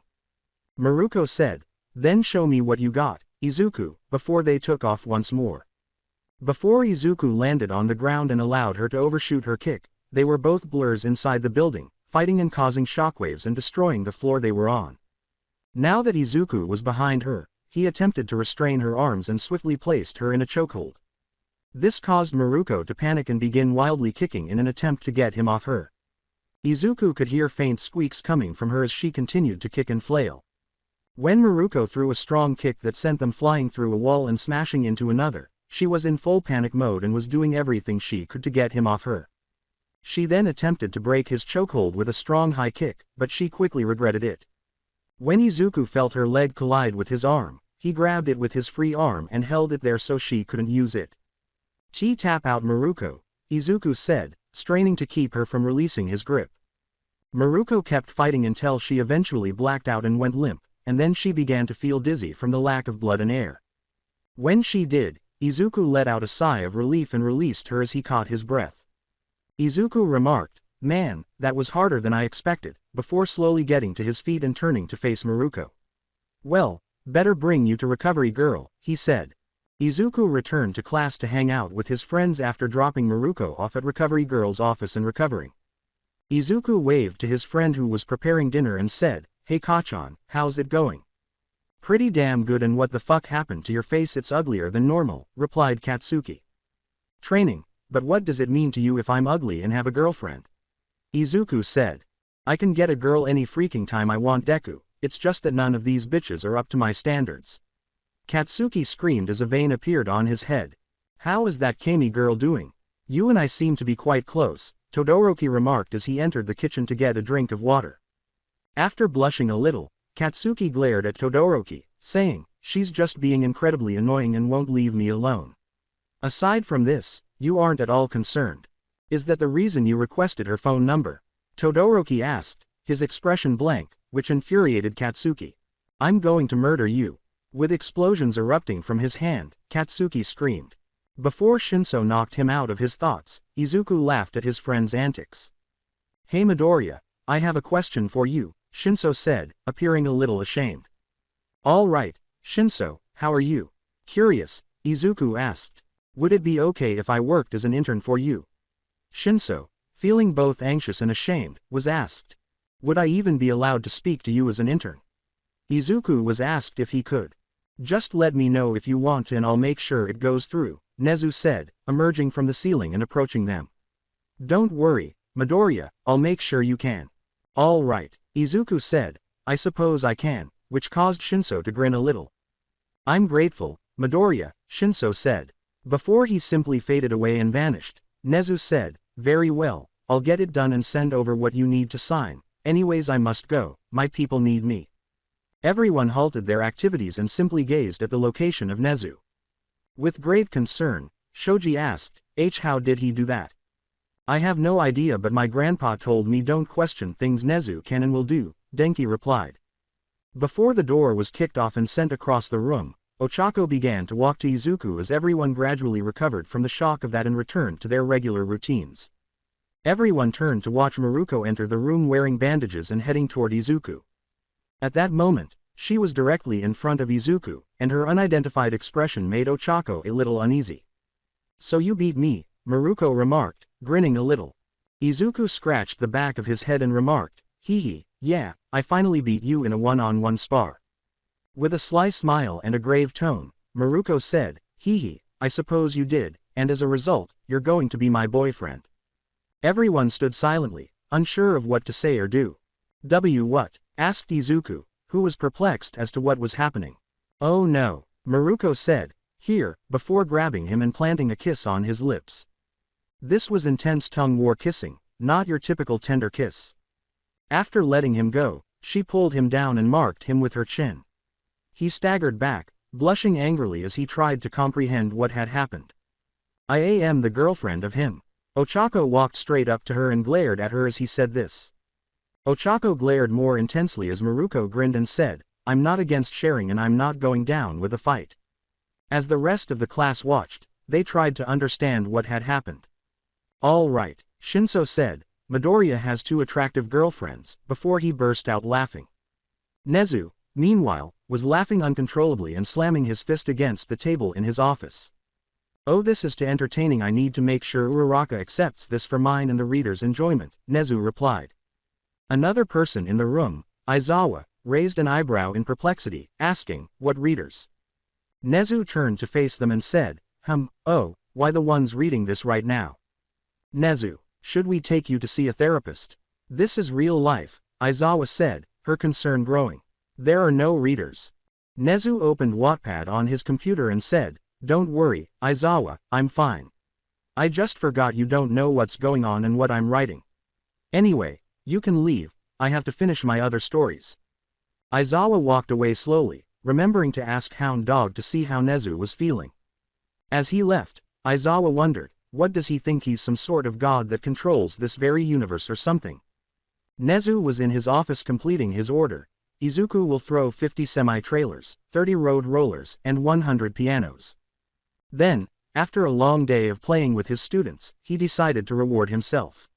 He took out a box from a hidden compartment in his desk, and after opening the box, he took out a teacup. Ah, this brings back memories. 700 years ago Nobunaga gave me this as a gift. I think it's time I use this gift for some tea. As he drank some Da Hong Pao tea, Nezu said. 4 figures burst through his window and began bouncing around his office, destroying everything before he could get to it to drink it. They all knelt down in front of the door of his office after destroying everything, and a hooded figure entered. As he approached him, the figure said, HM, the view hasn't changed a bit, hasn't it, Nezu? Clean that up, Nezu said, maintaining a blank expression while pointing to the mess. I beg your pardon, have you forgot who you're speaking to, Nezu? I am Garlic Jr., the ruler of this place before you stole my throne. Garlic Jr. growled as he spoke. With one of his canines protruding from his mouth, Nezu said, oh, please, do continue. One of Nezu's eyes twitched when Garlic Jr. approached and broke his teacup. I have returned from the wretched abyss known as the Dead Zone, and I have come back for what is rightfully mine. Garlic Jr. said this just before a dark fog began to envelop him. What is this? I don't remember releasing the Black Zone on this one. Oh God, no, get it off me, stop it. Garlic Jr. let out a scream before vanishing into the shadows. Then Aizawa entered the room and exclaimed, Principal Nezu, I have though. Oh God, what happened here? Oh, don't worry Aizawa, I just had a bit of Italian for dinner, Nezu replied.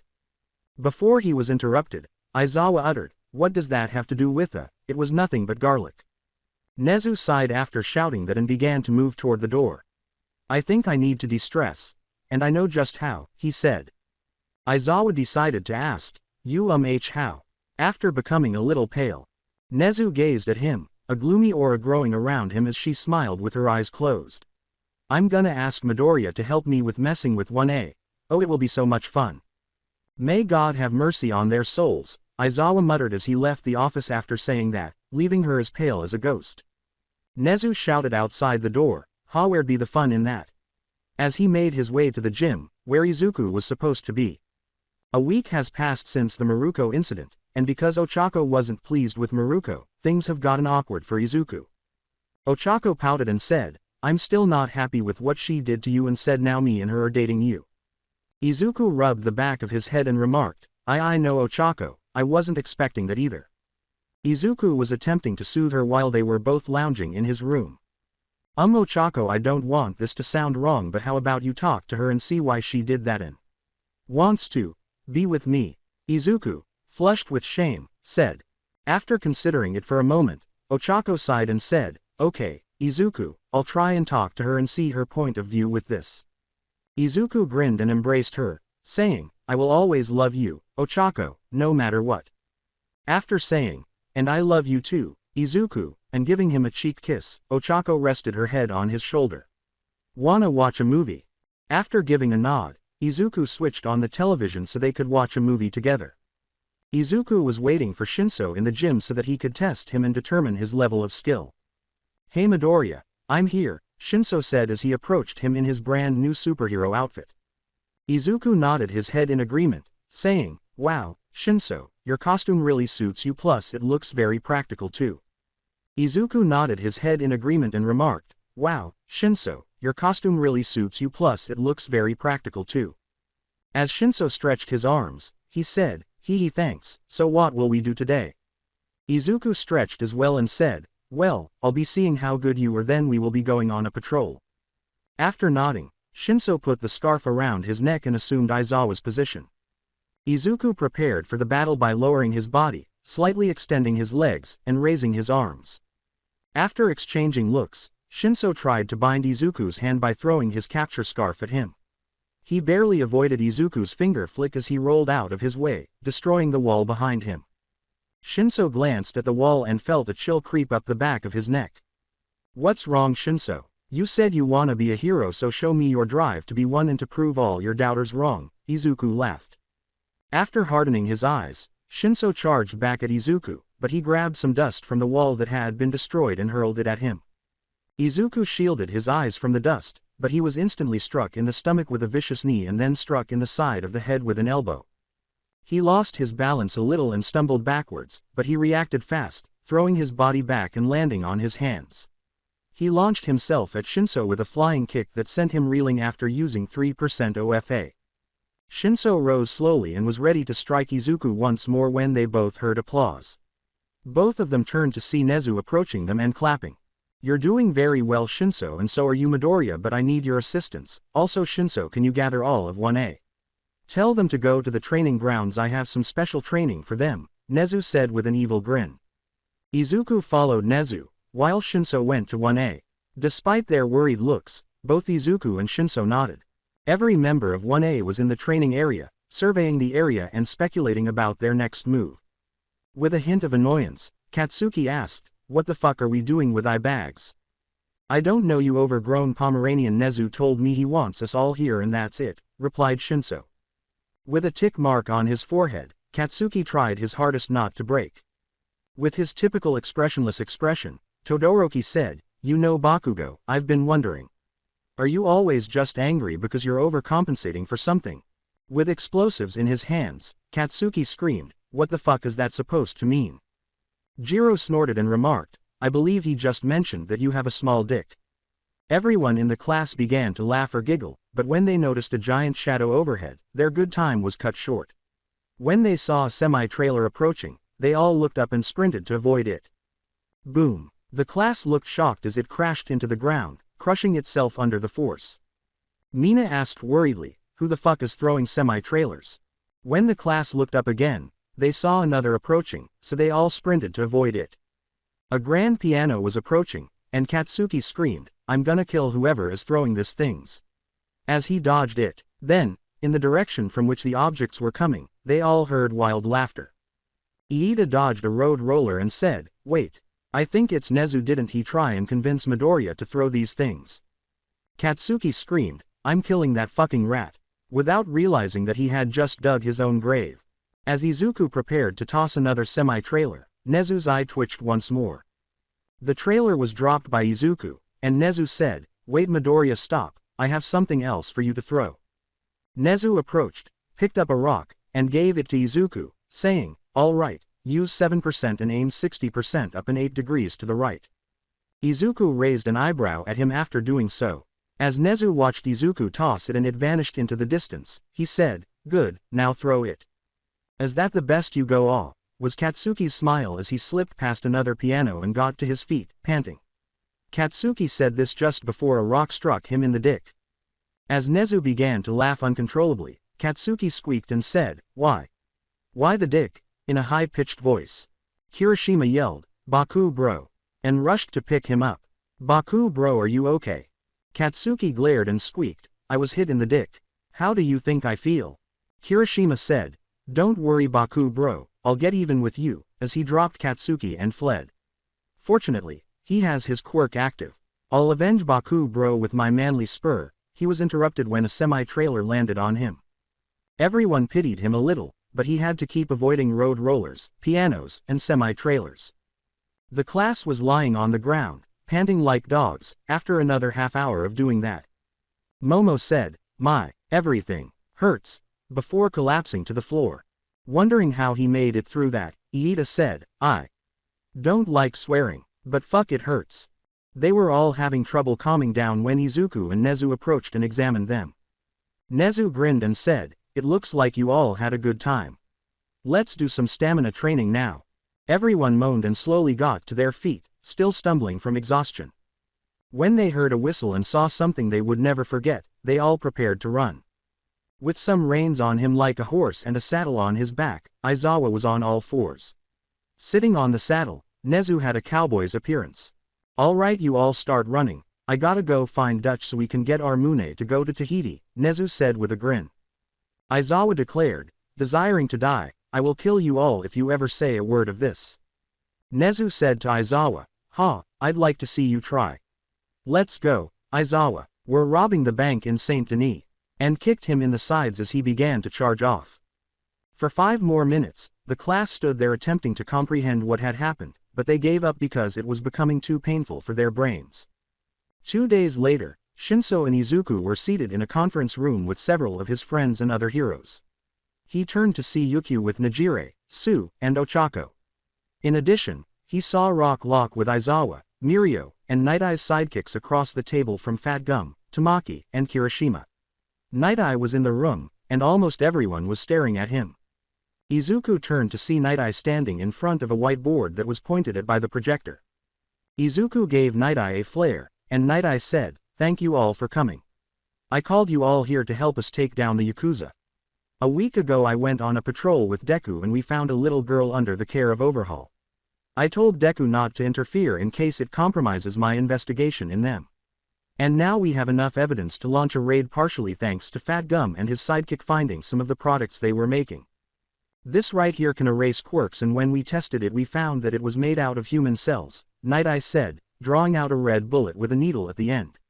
Night Eye said, and then there was a loud crack and slam. Everyone turned to see Izuku glaring at Night Eye with his fist through the table.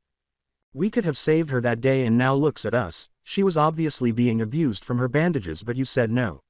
Izuku glared so fiercely that it began to frighten some of the people in the room. Izuku's outburst was dismissed by Night Eye, who said, "We didn't have enough evidence but now we do and we shall save her. After we save her my agency shall be in charge of taking care of her and we will get someone to help her." "No, you abandoned her when she needed some help, you should be the last person on this planet anywhere near her," Izuku responded. "I agree with Deku, after you abandoned her because of evidence she'll most likely stay away from you," Yukio replied. All the others nodded, which only caused Night Eye to sigh and raise his glasses. "No matter, after we save her and defeat the Yakuza she'll be safe, now let's start making the plans," stated Night Eye. The following day, they were all gathered in front of the structure where the Yakuza were housed. Izuku thought, "I swear to Eri, I'll save you," as he sensed OFA yelling in agreement. The door suddenly flew open, and a huge man rushed out with the intention of murdering as many police officers and heroes as he could. Unfortunately, he didn't make it 10 feet before a green blur met him. "Tokyo Smash," Izuku yelled as he delivered a huge axe kick. A 30-foot crater that was 10 feet deep was made when Izuku's boot struck his head and smashed him into the ground.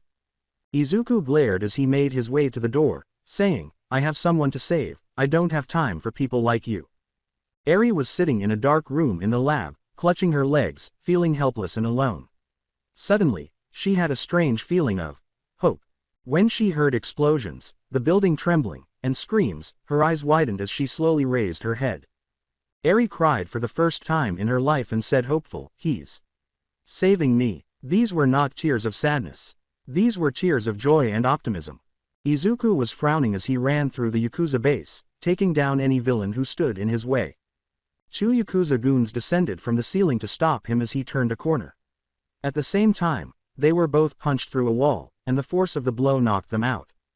Izuku was on a mission, and the other heroes saw that he would not let anything stop him. The police arrested the unconscious villains as they passed their bodies. Shinso uttered the slightly alarmed words, "Damn, Deku is pissed. I don't blame him, after everything he's been through, then the incident with Night Eye about Eri. He has every right to be angry, but hopefully he doesn't let it consume him," Aizawa replied. Izuku stopped as they turned a corner and said, "I'm going ahead to try and save her." Then, he vanished in a green blur. In an attempt to keep up, Shinso, Aizawa, and Mirio ran down the hallways, but they were far slower. They soon came to a hallway where they all began to lose their bearings and realized Izuku was no longer there. Shinso said, "Damn it, what's going on and where's Deku?" as he slowly collapsed to the ground, feeling very lightheaded. A very inebriated voice said, "Hee hee, don't worry about him.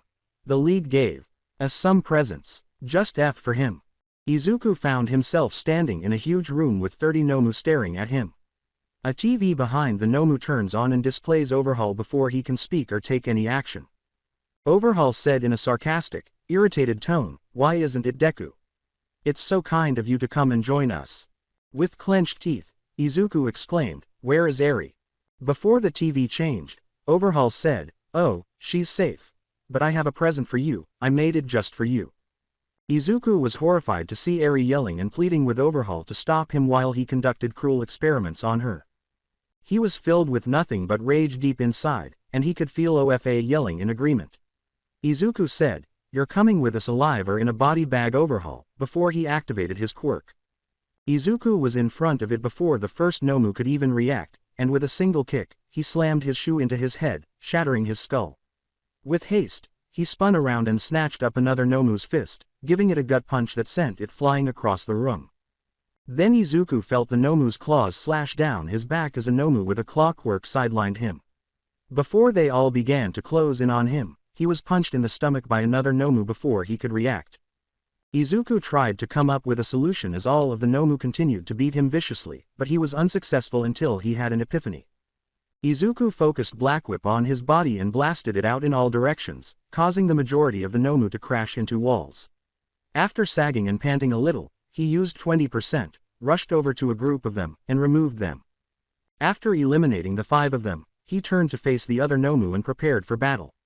He did not realize that someone was observing him intently and evaluating his fighting technique. Before Shinso used his quirk, Mirio, Aizawa, and Shinso were having trouble because they were feeling very lightheaded. In the hopes that he would fall for it, Shinso said, "This is a really lame quirk." The voice said, "What the foo," before he halted and turned off his quirk. Shinso watched him begin to walk toward the police officers and said, "All right, now walk to them and let them arrest you." "Good job Shinso, but come on, let's go save Eri. Mirio, use your quirk and get in ahead of us and try to stop Overhaul," Aizawa replied. Mirio nodded before swiftly vanishing through the floor, leaving Shinso and Aizawa in her wake. Shinso asked, "So where to now, sensei?" Before he fled, Aizawa remarked, "We go this way to try and take out any other villains, now come on." Trying to keep his ribs from piercing his lungs, Kirishima stood in front of his master, who was lying on the ground. The villain in front of him was yelling at him and punching him non-stop as he stood helplessly in front of him. Despite his body's cries for him to stop, Kirishima dug his feet into the ground and persisted. Rappa yelled, "Ha ha ha ha ha, what's wrong kid, you losing steam?" before slamming Kirishima against the stomach, sending him flying backwards. Before a memory struck him, Kirishima thought frantically, "I'm so weak. I try to be a shield. And yet I can't save anyone. What should I do? As long as there is a drop of blood in my body or a single breath of air in my lungs, and even if my body and spirit are broken, I will continue to stand. And I will beat you all for one," Izuku said. Kirishima pushed his body up and screamed, "Midoriya bro is right. No matter what, I will not break or falter. Harder, stronger, become unbreakable, become the wall that shall never break," he exclaimed, turning on his quirk to its fullest. Before his quirk, Kirishima thought, "Red Riot Unbreakable," and covered his entire body. Rappa charged at him and yelled, "Ha ha ha, do you think that can stop me? Dream on kid, now die." Kirishima took all of Rappa's punches as he continued to attack her with an unrelenting barrage of blows. Rappa accelerated his punches and said, "Ha ha ha, come on kid, show me what you got, or is this all you got?" Before giving Rappa a vicious uppercut, Kirishima yelled, "I made a promise and I won't break it. Now get out of my. If I crack, I'll fix it. I shall become the hero that protects and shields everyone, and that's why." Way. Rappas's brain was so violently shaken by the uppercut that it knocked him unconscious in self-defense. Tengai retreated, screaming in shock, "What? No Rappa H how?" After taking so many punches, Kirishima gradually began to lose his balance but was able to quickly regain it. This is what Kirishima said before he fell and was caught by Fat Gum, just like Midoriya bro said, "I will stand until I beat you." With his fist glowing from power, a now slim Fat Gum said, "Good job kid, now let me handle the rest. You hurt my students, you hurt my comrades, and now I'm gonna hurt you." Then, with his fist cocked back, ready to destroy the barrier he had just created, Fat Gum charged at Tengai. Fat Gum screamed, "You're beaten because you doubted Riot's spirit," as Tengai was sent through the wall by his fist striking the shield. When Fat Gum saw the villains vanquished, he grinned before rapidly losing consciousness. After Mirio landed in a room, he realized he had to stop Overhaul and Eri as they were leaving. He swiftly vanished into the earth, then materialized beside Overhaul, punching him in the face and slightly shattering his mask. He swiftly seized Eri, leapt far away, and laid her down gently. As Mirio prepared to battle Overhaul, he said, "Don't worry, we're here to save you."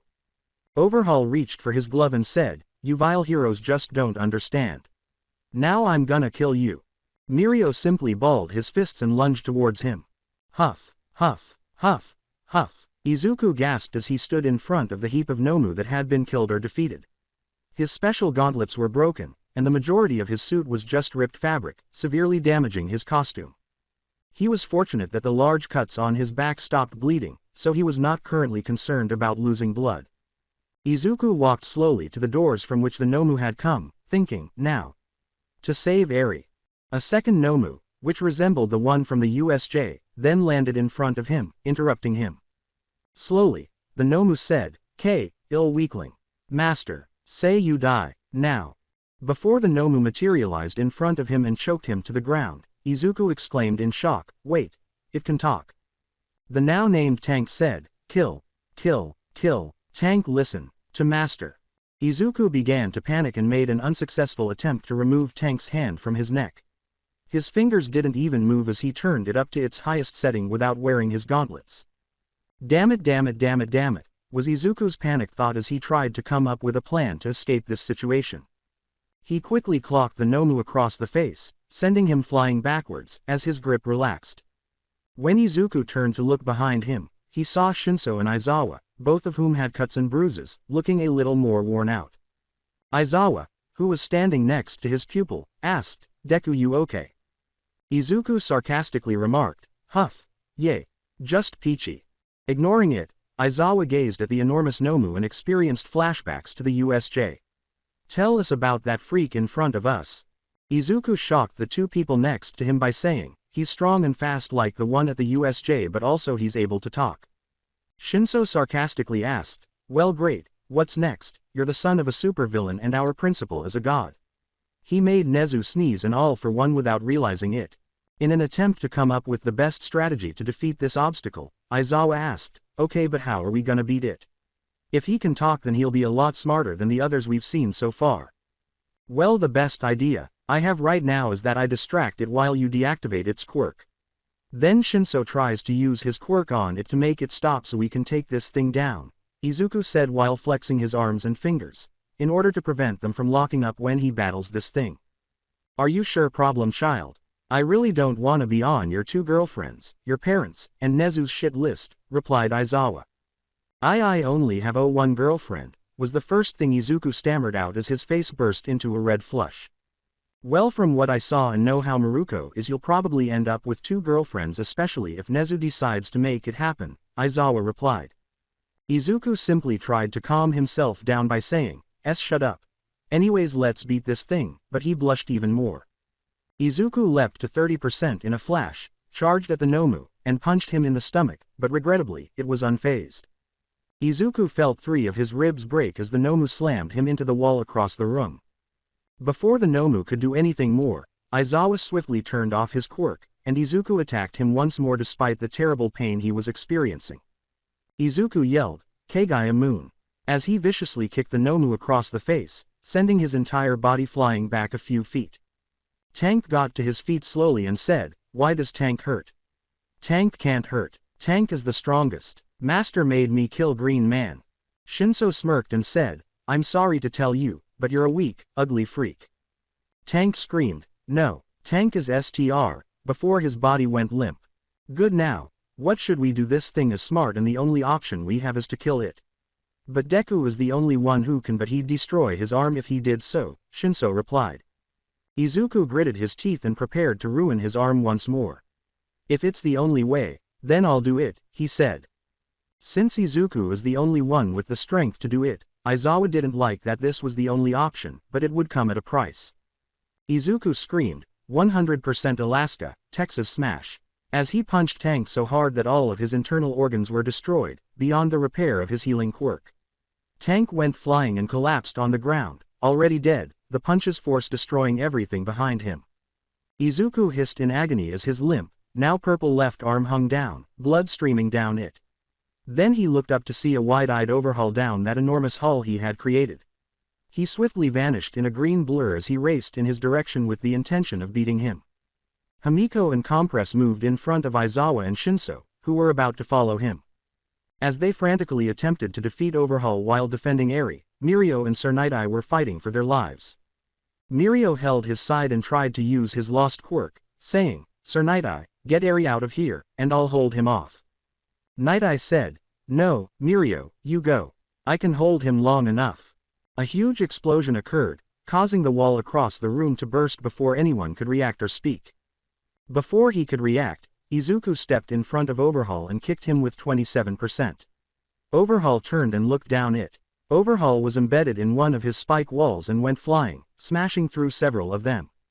As Izuku slowly rose to his feet, lightning swept across him like snakes encircling their victims. That was for Eri, you son of a bitch.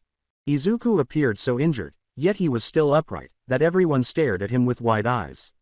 One individual in particular had a shocked and hopeful expression on her face as she gazed at him. The words, "I promised you, Eri, I'd save you," were spoken as Izuku turned slowly and met her eyes. Eri was unaware that tears were streaming down her cheeks and that strange warmth was returning. But why? Why are you doing so much to save me?" Eri broke down. Izuku smiled as he said, "Because that's what heroes do." Overhaul got up and glared at Izuku, interrupting them all. After tending to his wounds, Overhaul remarked, "So Deku, I see you survived that gift Shigaraki gave me."